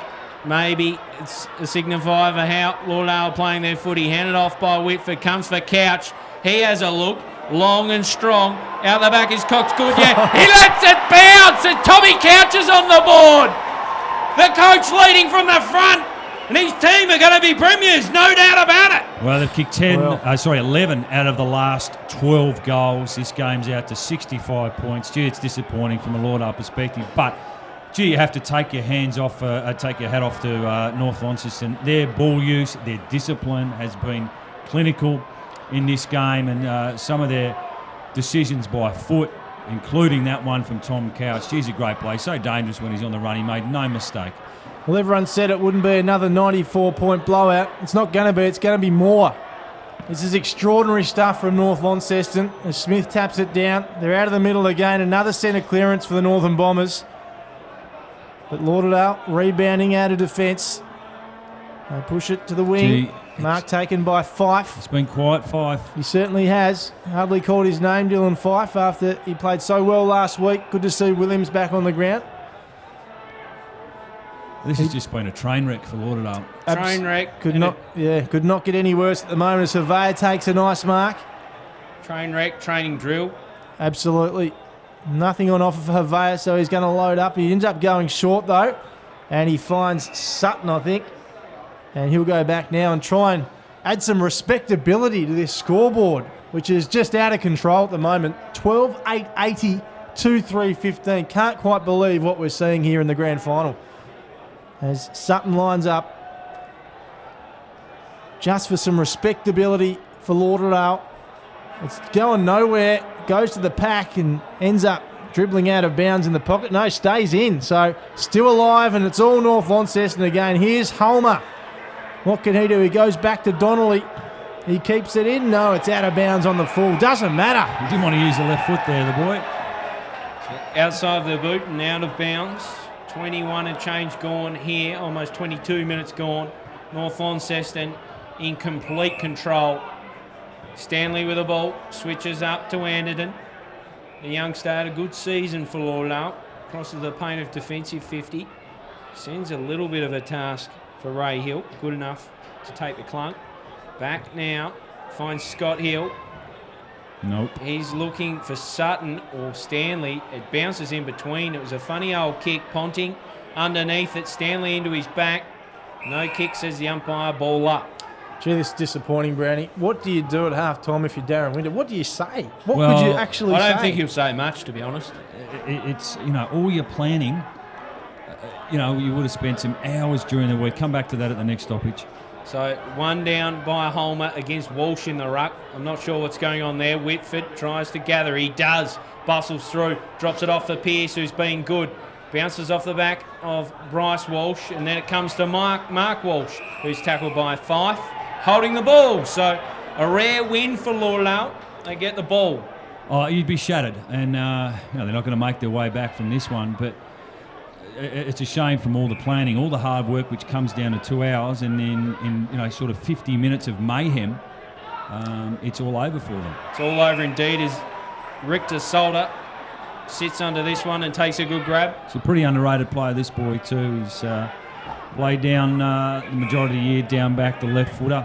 A Pretty reliable player. Very solid citizen. Looks in the direction of Bennett. And why not when his hands are that good?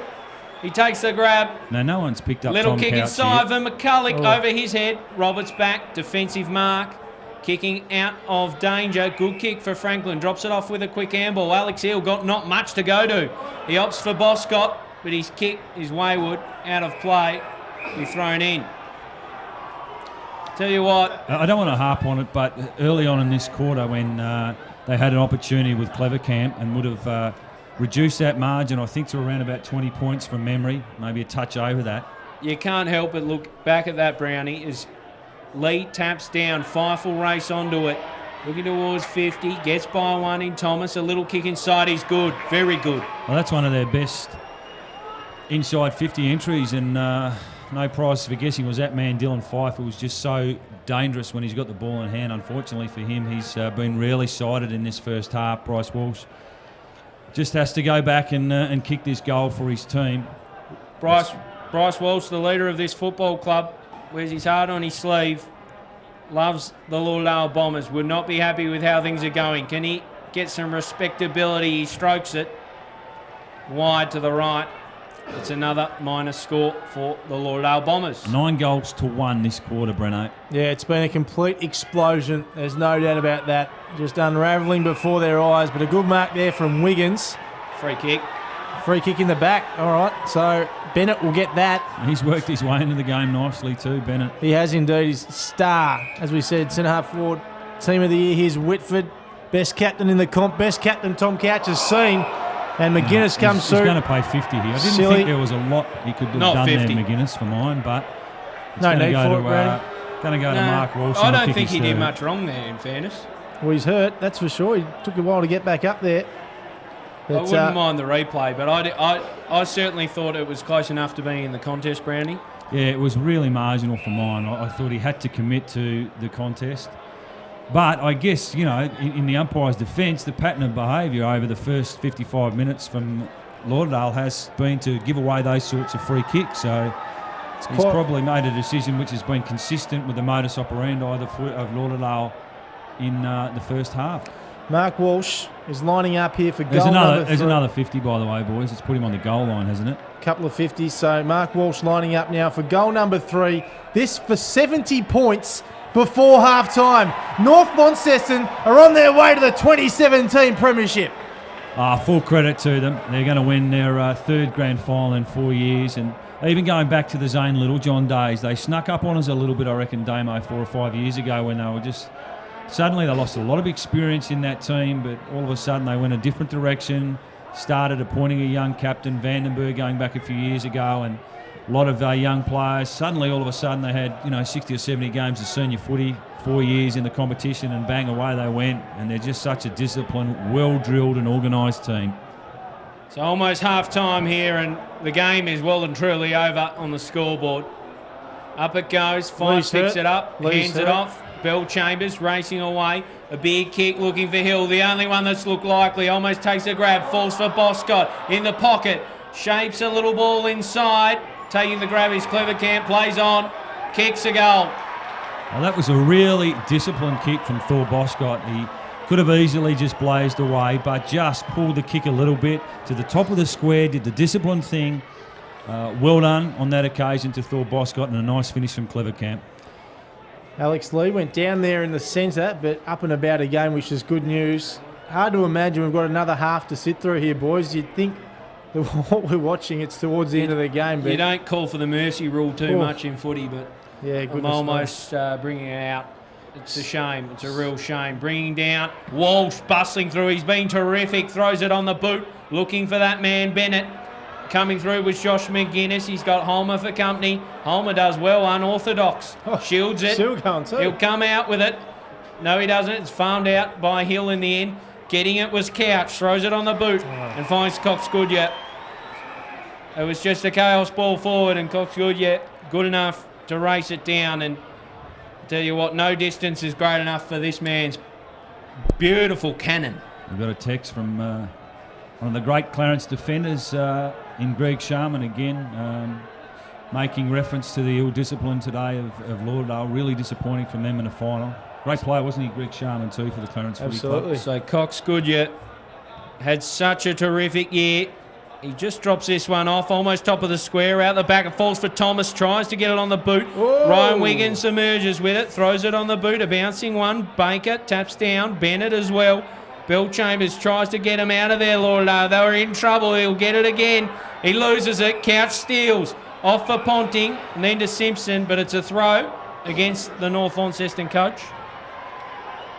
Something goes away out of Lauderdale. Hasn't been their day, and that just about sums it up again. Handing off to Homer. Homer inside. Good hands finds Burt. Burt to Foon, who's crunched in a tackle. That's better intensity. There's a high tackle. Another free kick off the ball. Behind play. It's against Clevercamp, and it is ill-disciplined. And they're not playing well, Cam Brown, but they're not behaving well either, and that's the real disappointment. He's the boy from St Pat's, young Mansell. We'll hear a lot about him next year. He'll be eligible for the draft, along with his St Pat's teammate, Terrence Thomas. Little one for Pearce. He's been good, very good. Yeah, look, he was good a couple of weeks ago when we were up here, Damo, as a forward. One of the better games I've seen him play. So Pearce long out the back is Thomas. He's electrifying. He can't quite get to this one. Out it goes. It's been a 10-goal second quarter from the North Launceston Bombers. 30 minutes almost gone here. It was probably about 2 or 3 minutes to go here, BC, I reckon. Yeah, look, it's been an absolute whitewash of goals, that's for sure, Brownie. So it will be a long quarter, you'd think. As it comes back in again. Pearce is in there, gets the handball out. Ponting gets a tackle in there. Lauderdale get it out though, but coming through his Couch, pops it on the boot, but punched over for a Even rush going behind. back in the start of this second quarter, we mentioned a few times North Launceston from the ruck stoppages and those couple of goals early on which set the tone in the second quarter. Unfortunately, Lauderdale just didn't lock on hard enough. Big booming ball from Stanley to the pack. Umpires called in the back, and it's going North Launceston's way. It's Baker that'll get the kick. What's on offer for him? Can they get another goal here before half-time? In it comes. The kick's not great. And Good courage. going Nice, back good is courage. Fife. Very courageous. Wiggins now throws it on the boot right to the wing. Boscott lurking. Holmer's in there as well. Richter Salter. Baker. Still alive, the ball. Hugging the boundary. Still alive. Eventually over. Just wonder about the motivation point of view now for Lauderdale. Here we go, boys. Again. It's on here again. Havea in the thick of it. They've got to park this sort of stuff. Well, they need It's to not do helping. that. Need to do that 40 minutes. No, ago. Another free kick. Yet another one. They all pile on top. Silly, in it goes now inside 50. McCulloch's there. Oh, Everyone that's a free flew kick. for it. Free kick, play on advantage, I reckon. It's a disadvantage and just offline. So Bryce Walsh down, just slowly getting back up. This is chaotic. Could have been nearly 2 goals to the kid, Ben Simpson. Did the right thing too in that occasion, I think, in taking the advantage. Yeah, here that comes again. So Lauderdale, can they muster anything before half-time? And Havea takes a nice mark in the back. In the back. I'd hate to see the free kick count, boys. Yeah, it would be very lopsided at the moment. As we see Pearce on the siren have the footy. And that ends a disastrous quarter for the Lauderdale Football Club and a brilliant one for North Launceston. We can almost say they are 2017 TSL premiers. They lead this one 13-10-88. Lauderdale 3-4-22. It's going to take a miracle. And we won't. We won't see that miracle. I can't see a grand final where there's going to be an 11-goal turnaround at half-time. Well, it's on here. Let's just They're into it at half time. This is just silly. It's not gaining them anything, Brownie. No, and look, you just wonder, North Launceston playing in their 4th grand final in a row. Lauderdale's first. You can't really gloss over it. They've been really ill-disciplined. They haven't been able to find the footy in the key moments early in this game. They've just made some bad decisions, and now it's just pride for them. They've been totally embarrassed by this first half, and I just feel so very sorry for their supporters and Darren Winter, who would have planned a lot for this, but he wouldn't have planned for some of the discipline and off-the-ball decisions that Lauderdale have made, which have just played into North Launceston's hands. They always started the game better, didn't they, in terms of some of their composure by foot and hand, but they've remained extremely disciplined, particularly down back, and their ball use. They've got some stars up forward, 6 goals between them, Cox Goodyear and Mark Walsh. Jake Pearce has kicked a couple. Taron Thomas, 2 in a row there in the second quarter. And it's just pivotal moments, isn't it, Damo? And a 66-point lead when you're playing away from home in a final against a favourite, against a team that's played in the last 3 grand finals. You need to do everything right. And unfortunately, in the first quarter, Phil Boscott had an opportunity to kick that second goal. Didn't quite hit the mark. That would have been really handy for them. And we saw, really, it was on the back of Roberts, wasn't it? When Clevercamp could have put him about 20 points behind. And then from then on, Lauderdale must have kicked the next 6 or 7 goals in an awful hurry. What does Darren Winter do? What does he do? Because 66 points, let's face it, they're not winning the ball game today. No, well, North Launceston can just sit players behind the footy. They can go slow, they can go laterally, they don't have to do anything. They can just play the territory game if they have to. I don't know what you do in terms of for Darren Winter. You've just got to, I guess, he wouldn't want to concede that the game's gone because, he's a competitive man and he would still think that their best footy can slam on, enough goals. But, really that's not going to happen. We know that. But he's got to just be positive with his group. He's got to forget about the second half. He's got to, I guess, rely on their pride and some of their commitment in the second half that they can do something at least for their supporters, whether they can, take something out collectively and individually in this game. Well, they certainly were very vocal as they left the field then. The Lauderdale supporters, Phil Bellchambers, also very vocal as they were walking off the ground. So they just have to muster something. We'll have to wait and see if they can do that, Damo. Yeah, absolutely. I mean, if we look through the North Launceston team at this point in time, it's tough to pick the better players because you're almost better picking the players that haven't been good. They've been that sensational. And on the other side of the coin, Lauderdale have really struggled. There's not too many that have fired shots, Brownie, and it's been a tough old game. I'm in disbelief, to be honest, at the quarter we just witnessed because the game finished right before our eyes and it was only half-time. Yeah, and look, you just have to be so composed in finals, don't you? Particularly grand finals with your decision-making, and we know it's a big game, and they just, unfortunately, North Launceston had some real composure, some real leadership in those key moments, and Lauderdale was almost the antithesis of the way they went about it, unfortunately for them, and it just broke down halfway through that second quarter, and for them to kick 10 goals is just a staggering quarter of footy. And you mentioned for them, how well are they going? Cox Goodyear's been great, Taylor Whitford has been terrific with some of his ball use. I think Mark Walsh has also been dominant with 3 goals. Jay Pearce is lively. I thought, particularly early on in the game, I think the captain, the coach has been terrific in Couch. Thomas has been very good across half forward, and their back line, Zach Burke has been terrific. Foon, some of their intercept marking. Really, from a Lauderdale perspective, I think Alex Hill's been clearly their best player. McGuinness has had some nice moments down back, but apart from that, maybe Franklin early on in the first quarter, but it's been too far and too few between. Breno for the Lauderdale Footy Club. Yeah, it's extraordinary. 13-10-88, 3-4-22. You just wonder how we should do this next half of football. And full credit to North Launceston. We keep saying about how bad. We're probably talking a fair bit about Lauderdale, aren't we? They are just running amok out there, doing what they please, and deserve all the plaudits they get. This team, they're on the verge of a 3rd premiership in 4 seasons. Unbelievable. Extraordinary club. The culture that they've built there is amazing. And it's been carried on by Tom Coucher, who's probably added another layer on with his playing expertise and also fitness expertise. They're the fittest team in this comp, and I think it's a secret to their success. They cover the ground so well, and they ran all over Lauderdale in that quarter. They seem to find so much space, and it's because they've got pace and they're fit. They are extremely fit team. Fitness coach, wasn't he, Tommy Couch? Yep. So came in, seamless transition from Zane Littlejohn to Tom Couch. It's just been like nothing's changed. Tom Couch said he could come in, and it might take 6 months for him to get his processes in place, to learn about the players, etc. You wouldn't even know they changed coach at the end of last year. It just looks so routine and so comfortable for the North Launceston Football Club, the way they set up, the way they are at a stoppage, the way they defend ball movement, the way they move the footy, their transition from the back half, whether it be by foot or back.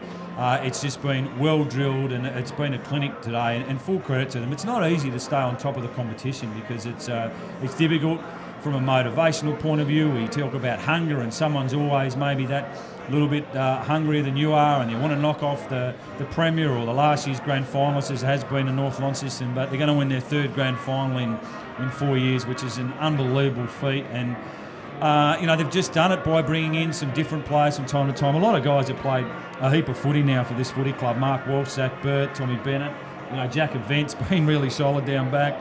Cox Goodyear's another one. We know about Taylor Whitford, but some of the young players. I love that young Simpson was able to kick a goal for them in that second quarter. What a thrill for him, for a 16-year-old.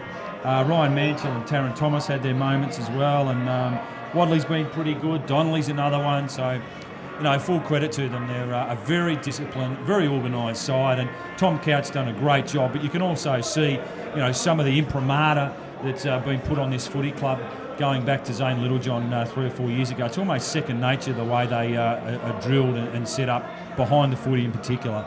No question, Brownie.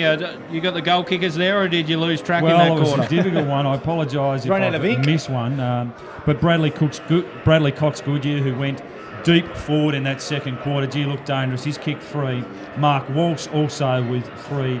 Jake Pearce with 2 goals, kicked a couple of points as well. Taron Thomas, 2 in a row in the second quarter, the second one on the back of some ill discipline from Robbie McManus, and 1 each to Taylor Whitford, Tommy Couch and Ben Simpson. I hope that adds up to 13, Damo. And for Lauderdale, Alex Hill had all their goals at one point until deep in the second quarter there when Clevercam kicked one, but Alex Hill has 2. So at half-time it's North Launceston 13-10, 88 to Lauderdale 3-4-22. It's a 66-point margin, 23 scoring shots to 7, boys. We go back to that moment with Clevercamp lining up 20 out, and I think at that stage it was around the 20 to 30 point mark. I can't put my finger on it exactly. I think it was around the 28, something like that, and that might have put them 22, and they just needed to grind it out and maybe get 2 or 3 goals down at half time and reassess. But unfortunately after that it was an absolute train wreck, and North Launceston just with repeat inside 50s. Lauderdale played into their hands a little bit.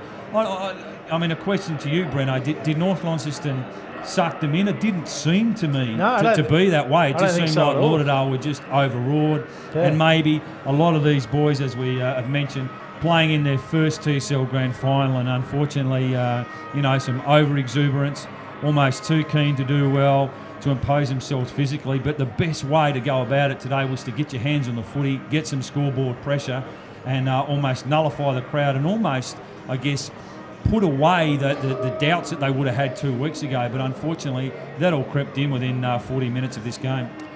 Confidence-wise too, Brownie, heading into thinking about next year already, they just need to do something in this second half to get back in this game and show a little bit, don't they? They don't want to have these mental scars heading into another campaign in 2018. No, and look, it was just, look, when you go back to quarter time, it wasn't a disaster. It was, what was it, 3 goals, 6-24, Damo to 1 goal, 2-8. We mentioned Boscott had an opportunity, so they could have even been a little bit closer. But they just really hurt them too, for mine, inside the forward 50 in that second quarter. When they go and watch the tape, the North Launceston players, the Cox Goodyears, the Walshes, the Couches that were on the move, the Whitfords in the stoppage, and they got some really easy goals. Just in that period where it all of a sudden got out to 4 or 5 goals, and then the ill discipline, the game fell away, the frustration set in, and away they went. And there's a reason that they're sitting on top of the ladder. They've only lost 2 for the year, and they've got a percentage of around about 180. So we know they score so very well, and they don't rely on any one player, do they, Damo? I mean, the team of the year, yes, they had about 5 players in that. They probably could have had 2 or 3 that were a little bit stiff not to make that, but they've just got some really great players all over the ground. They're so even, and I know that second term is where the game has got horribly away from Lauderdale, but I think the warning signs were there in the first term for me. I just think they got a little bit lucky with North Lonnie's wayward kicking, and the opportunity was there for Lauderdale at quarter time to go, right, they've kept us in it, they haven't hit the scoreboard like they probably should have, but they haven't taken that opportunity. In fact, they've absolutely blundered it, and it's not what I expect from Lauderdale. They are not a 66-point worse side than North Launceston in a full game of footy, let alone a whole game of footy. So it's a real shame for the contest and for what's been a fine TSL season for Lauderdale. They've made massive strides this year. So in the second half, they're going to come out and really put some respectability in this contest. And unfortunately for them, nothing's worked, has it? And Ben McGuinness, who's a real barometer for them, whether or not it's down back, particularly when he goes forward. And I think they might have even just thrown him forward in desperation and threw Wiggins back. Unfortunately, he was injured. Josh Williams has had some concerns. So too the youngster Mitch Anderton. So they might even be one or two rotations down in this last half. But how good's it going to be for North Launceston, knowing at half time? And we will mention what Darren Winter said would be saying at half time, but equally from the other side of the coin, from Tom Couch, he's just got to, I guess, keep the momentum up. There's still a half of footy to be played. It's almost be trying to subdue the excitement about what's going to happen in an hour's time, because the game's wrapped up, and very rarely does that happen in any level of competition in AFL in a grand final, that you're 66 points up at half time. So they've just got to go about it and do the common things really, really well, which is what is the hallmark of their team. Yeah, it's going to be a very, very tough ask for Lauderdale to get back into this contest. We're at half-time. 13 goals 10, 88 plays, 3 goals 4, 22. It's a shellacking. North Launceston, well and truly the better of the Bombers. We'll have a brief break now and be back for the second half. Don't go anywhere. We'll have all the celebrations, of course, at the end of the game, where North Launceston will win the premiership.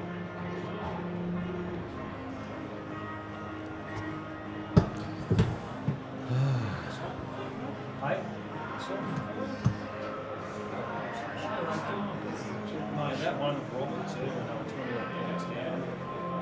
And Clever King had that shot for the goal.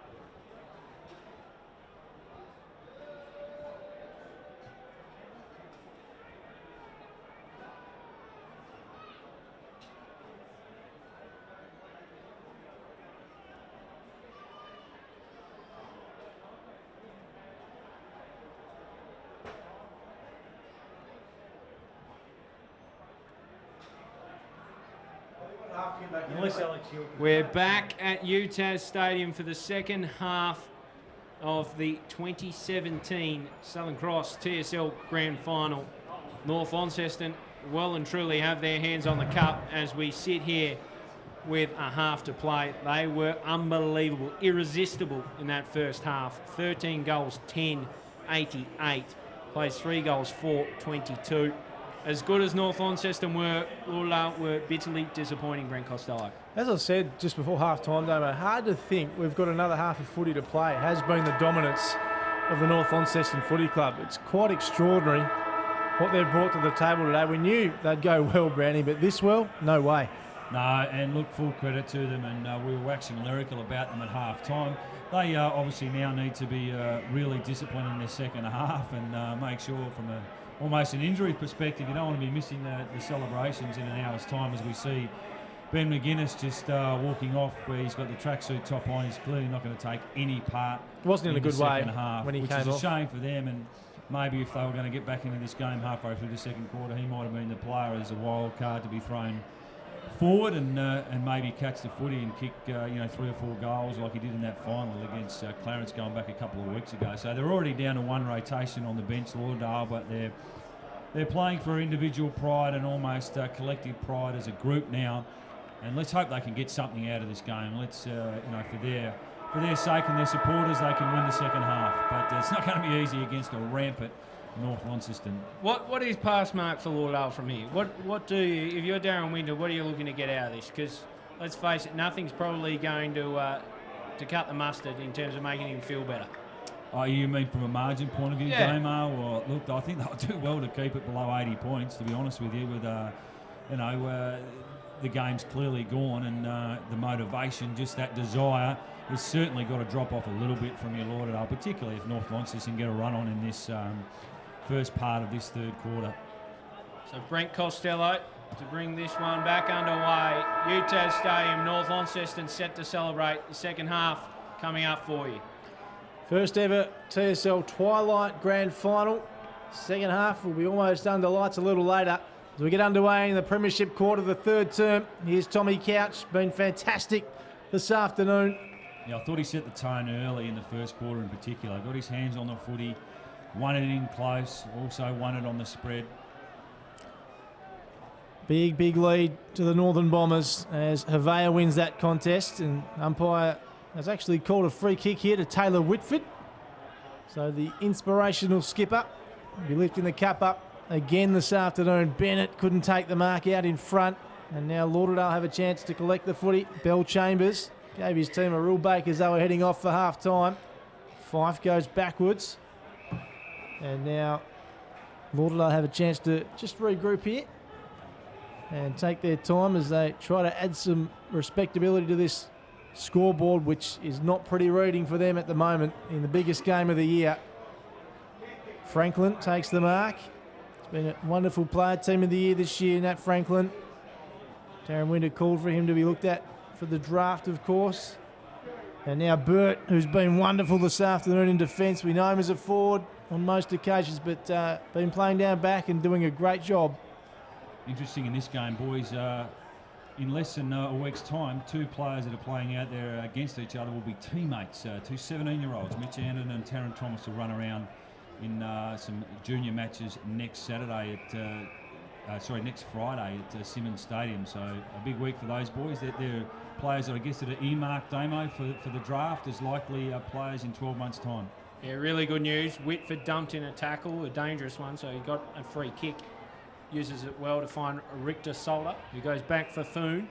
Been sensational off half-back, Jay Foon. He's had quite the year. He's been a great player for a long time now for North Launceston. Gee, he's butchered that kick, though. Yeah, we've put the mockers on him there. That's a shocker. Fife just paddles it towards Franklin. Stanley with a shimmy and a shake, drops it off for Roberts, who has a look at goal. The first look in this quarter. It's offline.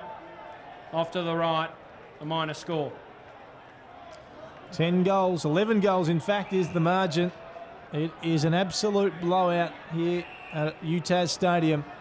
All North Launceston on their home deck, getting it done superbly in the big dance. Here's Burt, Kicks a wobbly one, but it's okay. Finds Homer. Can't quite hang on to it. Walsh, though, Great he's tackle. dragged down. Great His throw. Yeah, what a great call, Damo. Haven't they been terrific when they haven't got the footy? North Launceston, they've just been swarming like bees when Lauderdale have got the footy, sweating on them, and then all of a sudden a great tackle and a great reward. And Homer, who's running into some really good form. He has indeed. This year. He's come down with Tom Couch this year to North Launceston and has had a great season. Here's Bell Chambers. He's wrapped up, gets the handball off to McGuinness. McManus, Fife. Some of the big names from Lauderdale combining. Roberts, handball's a shocker. Simpson, and now the Bombers are away again. McCulloch out in his own. What's on offer? He goes along to the Cox Goodyear direction. He's so powerful and takes a great mark. He's a brute. So Cox Goodyear, what a star he is. He's lining up for goal number 4. Will win his 3rd premiership this afternoon. He's been a stalwart of this football club. And this, as I said, for his 4th goal of the afternoon. The kick is not his best at all, and off to the right, minus score. Just stabbed at it and went away from his normal routine on that occasion. Maybe a little too close for Cox Goodyear. He usually likes to kick them beyond the arc. As the kick out's taken by Anderton. That's a good clearing kick. Over the back. It's Clever Camp. Just paddling. Just trying to get it Lauderdale's way. Wrapped up though. Walsh underneath it all. Tries to hand it out for Boscott. Misses his target. Event steals. They're forward now. The Northern Bombers looking again in the Couch direction. Bennett hands it back to Couch. Hands over for Cox Goodyear. Just missed a shot. Hands inside. Stolen by Boscott. Breaking away. We haven't seen this enough today. Finds Alex Hill, probably their best player today. Takes the grab. Turns and burns and finds Ryan Wiggins. A vacant 50. No one to kick to. He sends a long wobbler. Straight onto the chest of Burt. I'd like to see the stat for North Launceston's, I'll spit it out in a minute, intercept marking today, Damo. They've just picked them off. They have indeed, and this man has been one of the key players in that. Foon, he can't quite pick it up. Franklin takes it, steals and hands off to Sutton. Sutton inside, a pokey little kick, finds Clever Camp eventually. He's spun and swung, it comes out for Heavey. Throws it on the boot, deep is Wiggins, sets himself. He's shoved aside by Burt, been terrific. Mansell over the back. Richter Solder with a job to do. He's got a couple of Lauderdale players bearing down and they come right down on him.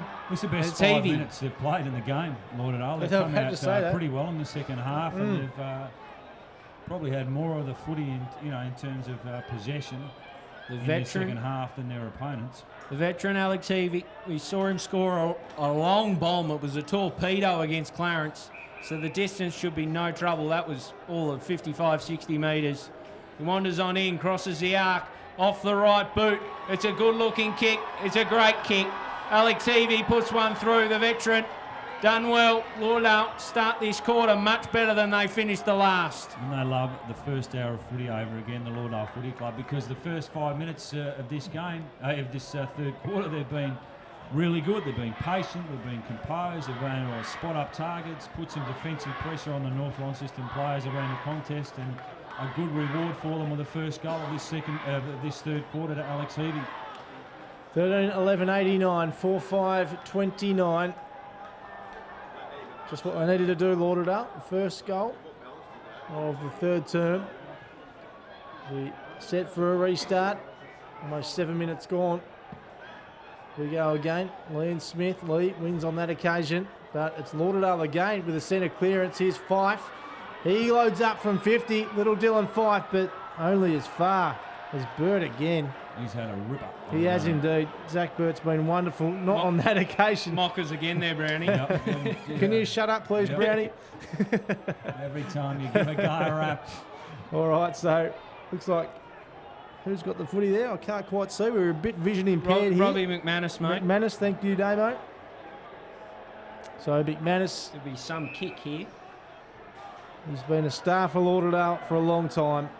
In comes Robbie McManus to see if he can get Lauderdale's second of the quarter. It goes to the goal line and it's gone through. Great goal, Robbie McManus. And suddenly a little bit of respectability on the scoreboard for the Bombers. cries for a touch there on the goal line. Burt was pretty sure he touched it. But the goal umpire seemed confident. And it's a goal. Gee, it was a great finish from Robbie McManus, the 24-year-old, and has come through the junior ranks at this footy club and played well over 100 games of league footy for his team. And a nice finish there again, Lauderdale. A rapid start to Here this they third come. term. The Lauderdale Bombers cut the margin of 54 points. So still a long road back for the Southern Bombers. It's back in the middle. They've got the last two centre clearances. They've been rare this afternoon. Lee down, Boscott almost, comes to Smith, hands out, Stanley just taps it his way, but in comes Couch. Gets it to Pearce. Pearce looking for a teammate in Walsh. Coming through was Bell Chambers. Electric stuff. Throws it on the right boot. Deep is Wiggins. Can't take the grab. Burt there. His shadow all afternoon. And again sees it out. Now, the first 10 minutes of this third quarter, this is what Lauderdale needed to do to start this game or even to start the second quarter. Full credit to them. They've pushed back hard here. So ball back in again. Right end of the ground for Lauderdale. Smith down, out the back. It'll be gathered by North Launceston. Boscott tumbling in a tackle. Coming through was Bryce Walsh. He's got the ball. Almost throws it out. And it'll be a ball up as neither team could get away from traffic. Underneath it all, Jay Lockhart. Yeah, he was terrific early on, Jay Lockhart, in that first quarter with some great decisions by foot. So Lee and Smith, they managed just to scrap it out of there, North Launceston. Smart little tap on by Donnelly. Does well, works Sutton out of it, gets it back from Event. Donnelly, the youngster, done very, very well, looking for Cox Goodyear. Cox Goodyear's pushed Scott Hill straight into the action, but he's wrapped him up, he's chased him down, Cox Goodyear. He does it all, he kicks goals, he runs through the middle, he tackles, he's a star. Look at this. He's got Bryce Walsh, who hasn't been picked up. So Cox Goodyear over the top. Mark Walsh, I should say. Mark Walsh had a terrific afternoon himself. Measures the kick just over the head of Bart McCulloch. Out the back was Ponting. Anderton crafts a kick for McManus. Looking for Havea. Good jump. But he hasn't taken the grab and it's let in Rick DeSolder. Does well, gets by one in for Taron Thomas. Drops it off for Foon. Got a bit of work to do. Returns the favour. Taron Thomas on the outside of the right. He just might. No, he doesn't. Ball up. Had a player over there too, Brownie. They did. Do they make the right decisions by hand? North Launceston always prepared to give it off to a player in a better position. This is where they've been dangerous, isn't it? These boundary throw-ins inside forward 50. Yeah, look out for Cox Goodyear and Whitford around this situation. Out the back there he is. Cox Goodyear gets through on the boot. Cox Goodyear another. He is sensational. Good call, Damo. Well, I want to get him before you, but you snuck in, Damo. Well done. Great call. 4 goals You now. just wonder, though, he shouldn't have that sort of latitude. I don't want to bring up the Western Bulldogs, but in all seriousness, it reminds me of Clay Smith in the preliminary final against GWS when he was able to find space from a stoppage. And the same thing's happened with Cox Goodyear, who's been able to wheel onto his left foot on multiple occasions today from a stoppage. And he kicks his fourth. He's been fantastic today. Absolutely. One of the best on the ground at the moment. Brad Cox Goodyear leading from the front.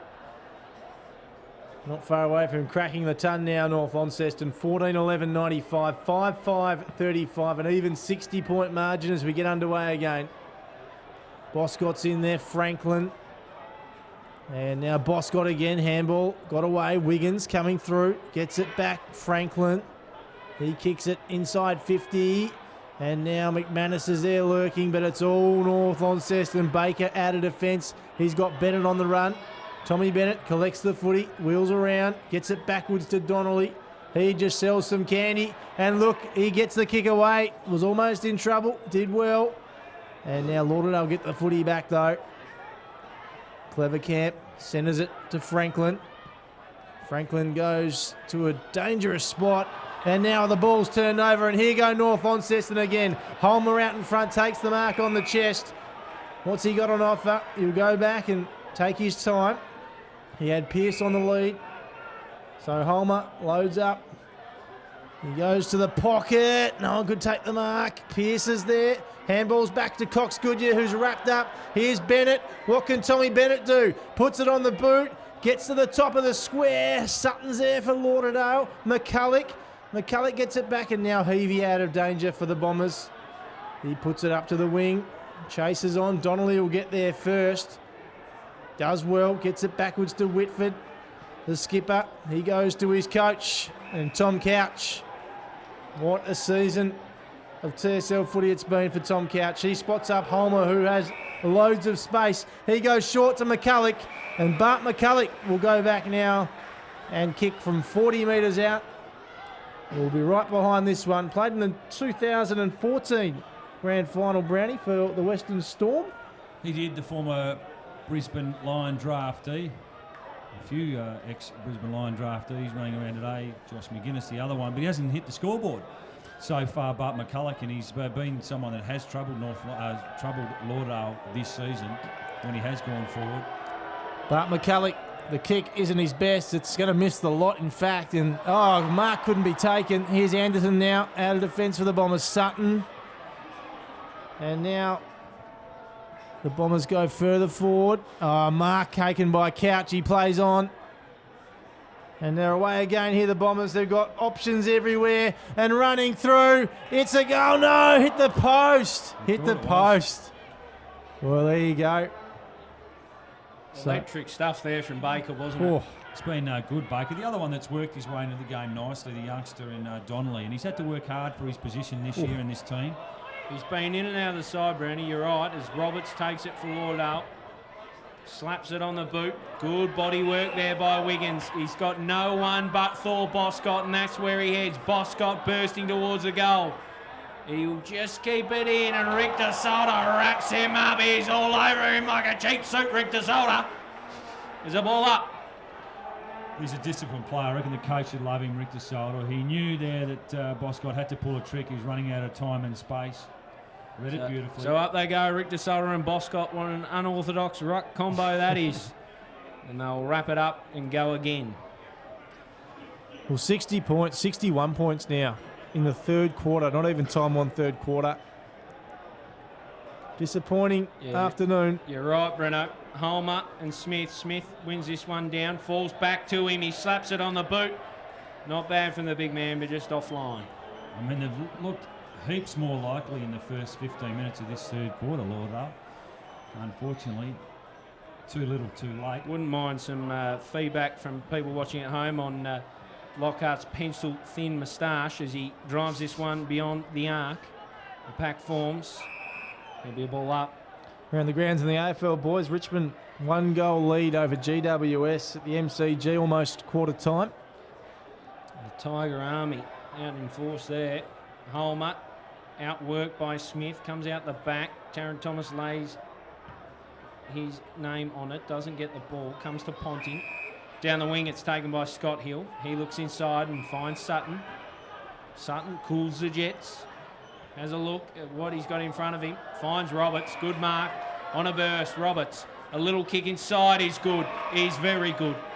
Finds the lead of Wiggins, who's been quiet today, but he can go back and put this one through. Well, if you're a Lauderdale supporter watching on the stream, you'd be saying, you know, where was this composure?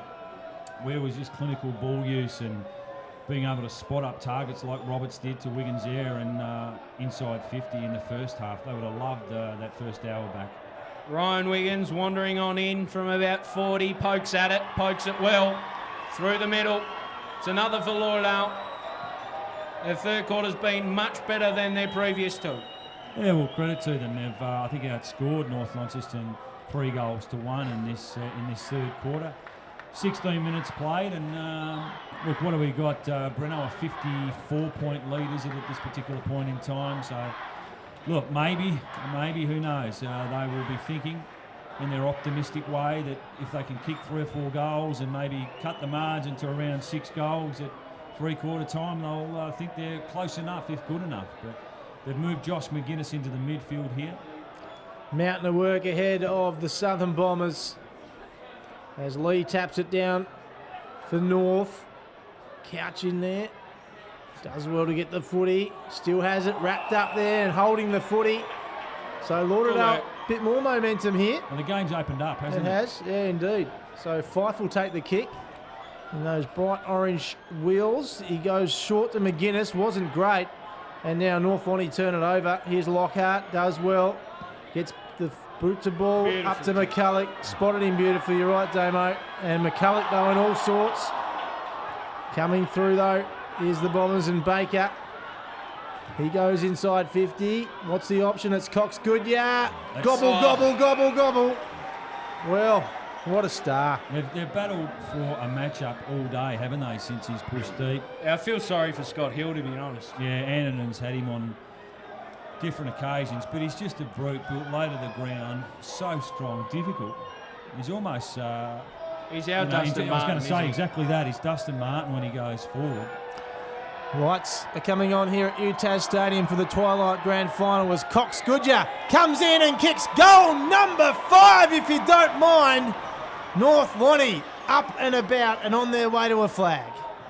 Well, he's always been a goal kicker, hasn't he, even at junior level, and sometimes out of the midfield. He's probably predominantly played in this game 80% forward, spent some time in the middle early, but such is the dominance of his North Launceston midfield, and they've been able to exploit that matchup to their very advantage. 5 goals, 20-minute mark of the third quarter of the grand final. You star Cox Goodyear. He's an absolute star, and to think he's played most of the year in the middle. He hasn't spent large chunks forward, so it's been an interesting play from North Lonnie and one that's worked wonderfully well. Poked out by McGuinness in the middle. Comes to McManus. That's an interesting kick back inboard. Almost for Thomas, not quite. Fife tries to run away, but he's brought down. The ball up, edge of the square. Sorry, Damo, you think he's got every opportunity to probably kick 7 goals plus in this game. Plenty of footy to be played. Plenty of opportunities for him in one-on-one contests. Boscott hands off, looking for McGuinness. He evades one, but he can't get away from the second. Baker will take it away from the contest. Comes to Whitford through the middle of UTAS Stadium. Whitford takes a bounce, throws it on the boot. Out the back is Cox Goodyear. Could he add a 6th? He reels it in just before the boundary line, but he's got 2 Lauderdale players riding shotgun, and it's out for a throw-in. It was nearly the perfect kick from Taylor Whitford because Cox Goodyear had to double back and find some space over the back, and the kick was almost perfect for his advantage. In it comes. Hill and Pearce. Falls at the feet of Stanley. Pearce tries to manufacture a shot out the back. Franklin is the option. Brings it beyond the defensive arc. Out the back, almost for Hervé. He does well with the soccer. Foon rides the tackle, but he's brought down. That's a crunching effort by Boscott. He'll take his free kick. Goes in board. He's got plenty of options in grey. Handed off from McManus. Looks a bit proppy. Finds Heavey. Over the back looking for Williams. The kick doesn't suit. Comes to Event. So underrated. Off for Lockhart. Back for Event. Just does a job wherever he is on the park. He measures a spearing ball and finds Foon. Gee, they've been composed down back, haven't they? North Launceston with footy in hand. We thought defence might be their weakness. It's been anything but. Is coming across as Roberts takes a great grab. He's come into this game in the third quarter, Roberts. A spearing ball finds Smith. Smith will find Sutton, who's got a wing to himself. In he goes to Josh McGuinness, just short of McGuinness. Out again, that's an interesting kick. In between a couple, it will suit Taron Thomas. He might just take a bounce, he does. Got an option over the top, opts to go inside. Couch now in the middle, tries to manufacture a kick, can't quite, gets to Thomas. Jeez, he's done well in no space whatsoever. Out the back for big Harry Holmer, looking for Cox Goodyear, not quite. Will he have another crack? Holmer gets in the middle, slaps it on the boot, looking for Bennett, almost. Out it comes Cox Goodyear, turns, burns, no, Cox Goodyear, you are magnificent! 6 on the board for Cox Goodyear. Oh, it's been a very good year for Cox Goodyear. And I don't want to go the early cry, but you're thinking about 40 minutes' time, he's going to have a medal around his neck for best player on the ground. 6 goals. And we mentioned he's probably going to kick 7 goals plus. But isn't he deadly? It's just such a difficult matchup, whether or not it's in the air. But as soon as it hits the ground, he seems to be able to find the space and time to get onto that ground ball quicker than anybody else, and then able to weave, show some agility, kick across the body. Don't underestimate that goal, boys. It was a magnificent finish. Lead back out to 66 points in the big dance. Light starting to take control here now as day turns to night. Here's Walsh, magnificent first half. He goes forward again to Cox Goodyear. Goodness me. Could he have 7 here? He could kick 10 today, putting it out It's there. unbelievable. I think he could kick 10. Well, he missed an earlier set shot, didn't he, in this quarter? He's making the voting for the Baldock medal very, very easy. He is indeed. There's no doubt about For that. youngsters watching, Mark Walsh's kicking ability on both sides of the body has just been terrific today. Brad Cox Goodyear, the North Launceston superstar for 7 goals, not on this occasion offline. He just lost his run up again, went away from his normal routine there. So Lauderdale now to bring it back in. The kick is not great, and Taron Thomas takes a wonderful mark in front of Dylan Fife. Plays on quickly, couches there, Look out. gets his own footy back, wheels around on the right, looks okay, but just offline. No! Told you to look out. Oh, Tommy Couch, it's party time for the Bombers. And the lead now just gets out by even more. You didn't trust him there, Breno. I didn't, did I? Didn't? I had As it soon as marked he down. got it, that looked like goal for me. Oh, he's been magnificent. He is today. unbelievable. Wow. And, he's a great finisher, isn't he? And you look back, we've said a few times, maybe it was a lack of pace, but just only the 3 games of AFL footy, but he was a star at VFL level, often on the fringe of selection, but he's been the standout player in the competition for mine this year. Unbelievable, just like this North Launceston outfit. Franklin takes it away, kicks beyond the square, looking for Boscott, coming in as Ponting, nudging. Roberts somehow comes out of traffic, gets it over the back. It's all red and black, no grey. It's picked up by Bird. He's been terrific outside of the boot. A bouncing ball onto the far wing. McCulloch comes and claims. He's been good as well. Inside for Simpson. Comes to Foon, does well, gets round 1 in Franklin. A long kick looking for Couch, looking to get in on the goal kicking action. Comes to Homer. That was interesting. Doesn't quite work for the big man. Stolen by Anderton to Walsh. A little drop off, finds Sutton. Sutton long, got Wiggins. Wiggins time and space. Will measure this ball, looking for Stanley. He's got Mansell bearing down on him. The youngster does well, comes in, takes the pill. Wrapped up in a big tackle. It'll be a ball up. Defensive 50 for the Northern Bombers. I mean, the amazing thing in this game, boys, when these two teams met early on in the season, I'll come back to that in a second. As it's paddled down by Smith, comes to Roberts. He tries to shove off the tackle. It doesn't work for him. North escape from their defence. Picked up by Sutton, swinging around a high ball. They all fly. It falls for Josh McGuinness, handing out to Jordan Roberts, outside of the right, bouncing towards Fife. He'll lead a foot race. In the end, it's McManus who comes across to collect. Drops off for Williams, and then Bryce Walsh. A rare look at goal, Bryce Walsh. He fires off. Wiggins almost, but it's paddled over. Another minor score for Lauderdale. Their 7th behind of the day. Back in play. And it bounced off the chest of McCulloch. Hugging the boundary now as a vent, and it's seen over.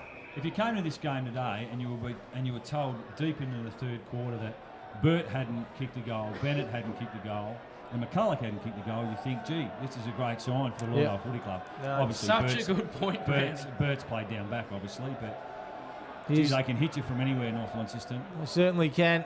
Here they are again.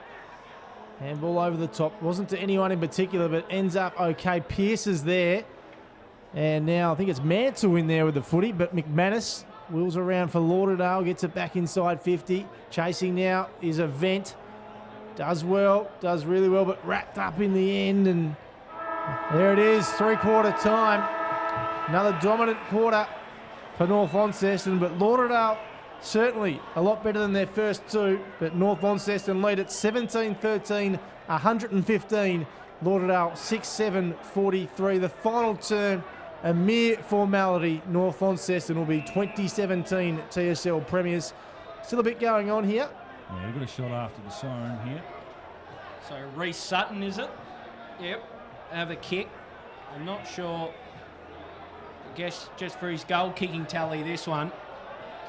So they're not going to get back in the contest. Looking to go the big talk from beyond the arc. Reece Sutton gets a reasonable bit of contact, but doesn't end in a goal. The players and officials all stream onto the ground. It's three-quarter time here at UTAS Stadium. North Launceston 17-13, 115. Absolutely exquisite. Just bashing their fellow Bombers. Lauderdale 6-7, 43. We've got one quarter to come, and it's just going to be a big old party for the Northern Bombers, Brownie. Yeah, it will be, and the next 30 minutes is going to be the most enjoyable 30 minutes for a lot of these North Launceston players. I know they're not far away from celebrating a third grand final victory in 4 years, an outstanding achievement for them. I thought Lauderdale were pretty good that quarter. Having said that, they didn't win the quarter. North Launceston just got on top late. They certainly were a lot more disciplined. They won some of the footy, Lauderdale, and had some neat inside 50 entries and had some good moments with the footy, but it's too little too late. But, gee, what can you say about Cox Goodyear up forward? 6 goals as a small forward, probably should have 8 or 9. He's been a star, a constant threat since halfway through the second quarter. He's beaten all his opponents, whether or not it be in the air or at ground level. And he's had some mates as well in this game. We've mentioned Mark Walsh a few times with 3 goals. I thought Couch was again terrific. Have loved the game of Zach Burt today, right from the word go on Wiggins, and it was a concern maybe going into the game, that match-up for them. But such is his versatility, boys. When these teams played early on in the season, I think he might have kicked 4 goals in that loss up here to Lauderdale. And Bennett, I think, kicked 6 early on in the season. Bird had kicked goals for North Launceston against Lauderdale. So they've got some great versatility to throw different players back and forward. And also their ability for their midfield to kick goals has just been so important throughout the season. And again today, Walsh was 3. Couch has kicked a couple. Thomas has rolled through the midfield, also kicked a couple. And Lauderdale, they just haven't found a regular winner up forward, apart from probably Alex Hill, who's batted manfully for his team today. Yeah, it's ugly, but it's terrific for North Launceston. We keep talking about the bad, I guess, with Lauderdale because we know they're capable of so much more, but North Launceston have truly been terrific. Winners right across the park. It's been fantastic. And now it's just all about party time and celebrations. We'll be back with all those celebrations. We'll have a little breather now to prepare ourselves for what's to come. Stay with us.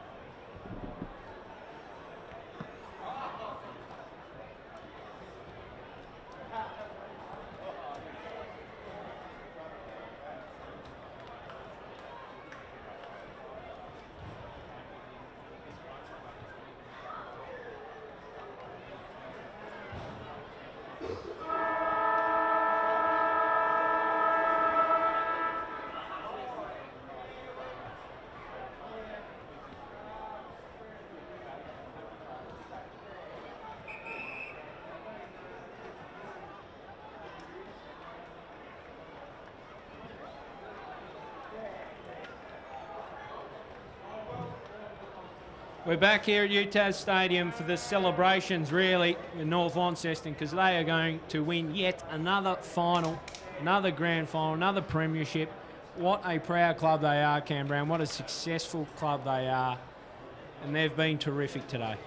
Well, and it's the key pillars of a footy organisation, isn't it? From president to footy manager to coach to leadership, and they've got all those in place and have done for a number of years now. And what a great achievement for them. 3 premierships in 4 years. And they've been the standout team of the competition. They had a little bit of a hiccup, didn't they, Damo, where we saw them lose a couple of games. One of these to Lauderdale. Clarence got hold of them at Launceston Arena. But apart from that, some minor hiccups, and they've taken all before them. Just so clinical, so disciplined, so even. Even though they lack a little bit of height down back, what they do is intercept, mark the footy and use the ball well and make the right decisions down back. And they've got some pace, they've got some dangerous players up forward, they've got height, they can roll different people through different areas of the ground, so great versatility and great discipline, it's got to be said today as well, Damo. They've been terrific, been disciplined, as you said, been really well set up, and they're on their way to yet another premiership, just another quarter beyond them, and they'll celebrate as they go up again. Holmer bustling in, as is Walsh. He's pushed in the back. A free kick for Walsh. Been exquisite today, I think, Cam. It's been enormous. His kicking has to be in the top couple of percent in the comp. He's unbelievable by foot, and this is no exception. Look at that. On a silver platter for Bennett. The best hands in the business from probably one of the better kicks in the comp. He gets it.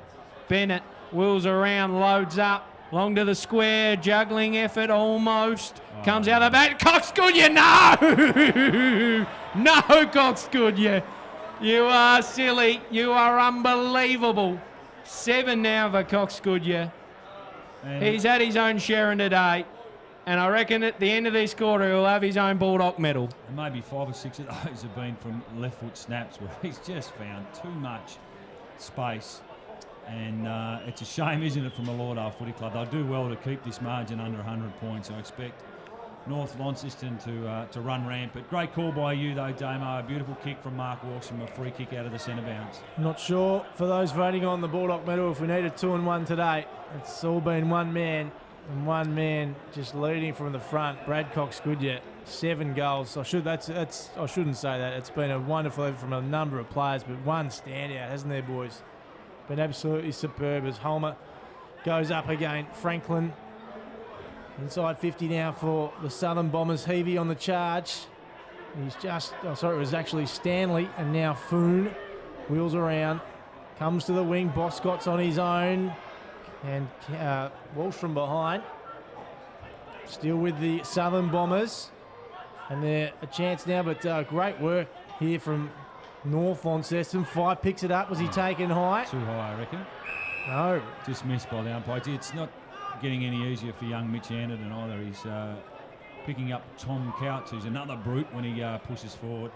Looks like the coach is going to try and get in on the action here from a forward perspective. It's Whitford got the kick away. McCulloch bounced off his chest. Tugging the boundary. Kept in play though.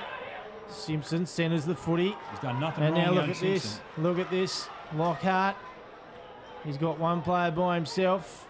And they're coming through the middle here at UTAS Stadium. Down forward again. Here's Couch. Throws it on the boot. Wobbly kick. It's through for a minor score. He probably rushed out. He was front and centre in the right spot. Good contest from Tom Bennett. Although he hasn't kicked any goals today, he's worked really hard for his team. Often been that connector player. That's what he's up from down back. He's very athletic, very underrated.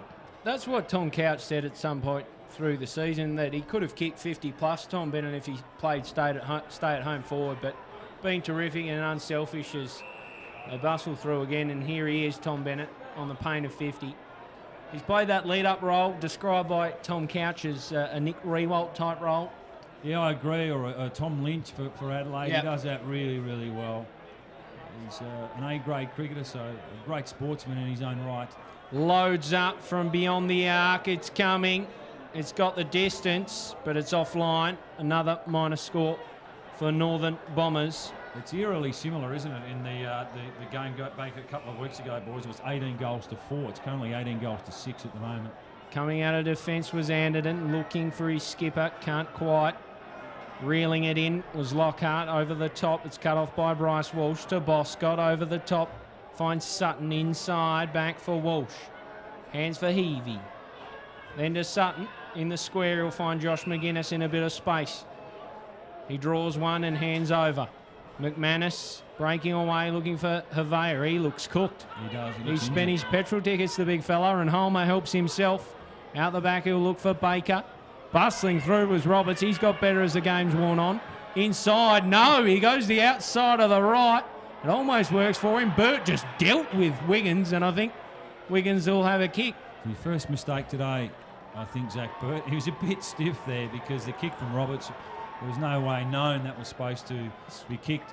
Just quietly on the replay, that was one of the more blatant free kicks. He just dealt with Wiggins, 2 hands in the back. And Wiggins will roll around and look to kick Lauderdale's 7th of the game, and that's what he does. So it's been a dirty day for the Lauderdale Bombers. That's their 7th. Well, it's a shame for them, Damo, because they've had a terrific season getting through to their first TSL Grand Final, but they've just had a bad hour. And that was the most important for them, which is the first 60 minutes of this game. And you can't obviously win when you're 10 or 11 goals down at half-time. But a different look about them, wasn't it, this year? They obviously lost Michael Cassidy. Nick Dodds was another one, so some real experience. Came Wallace, Siggins, particularly in the forward end.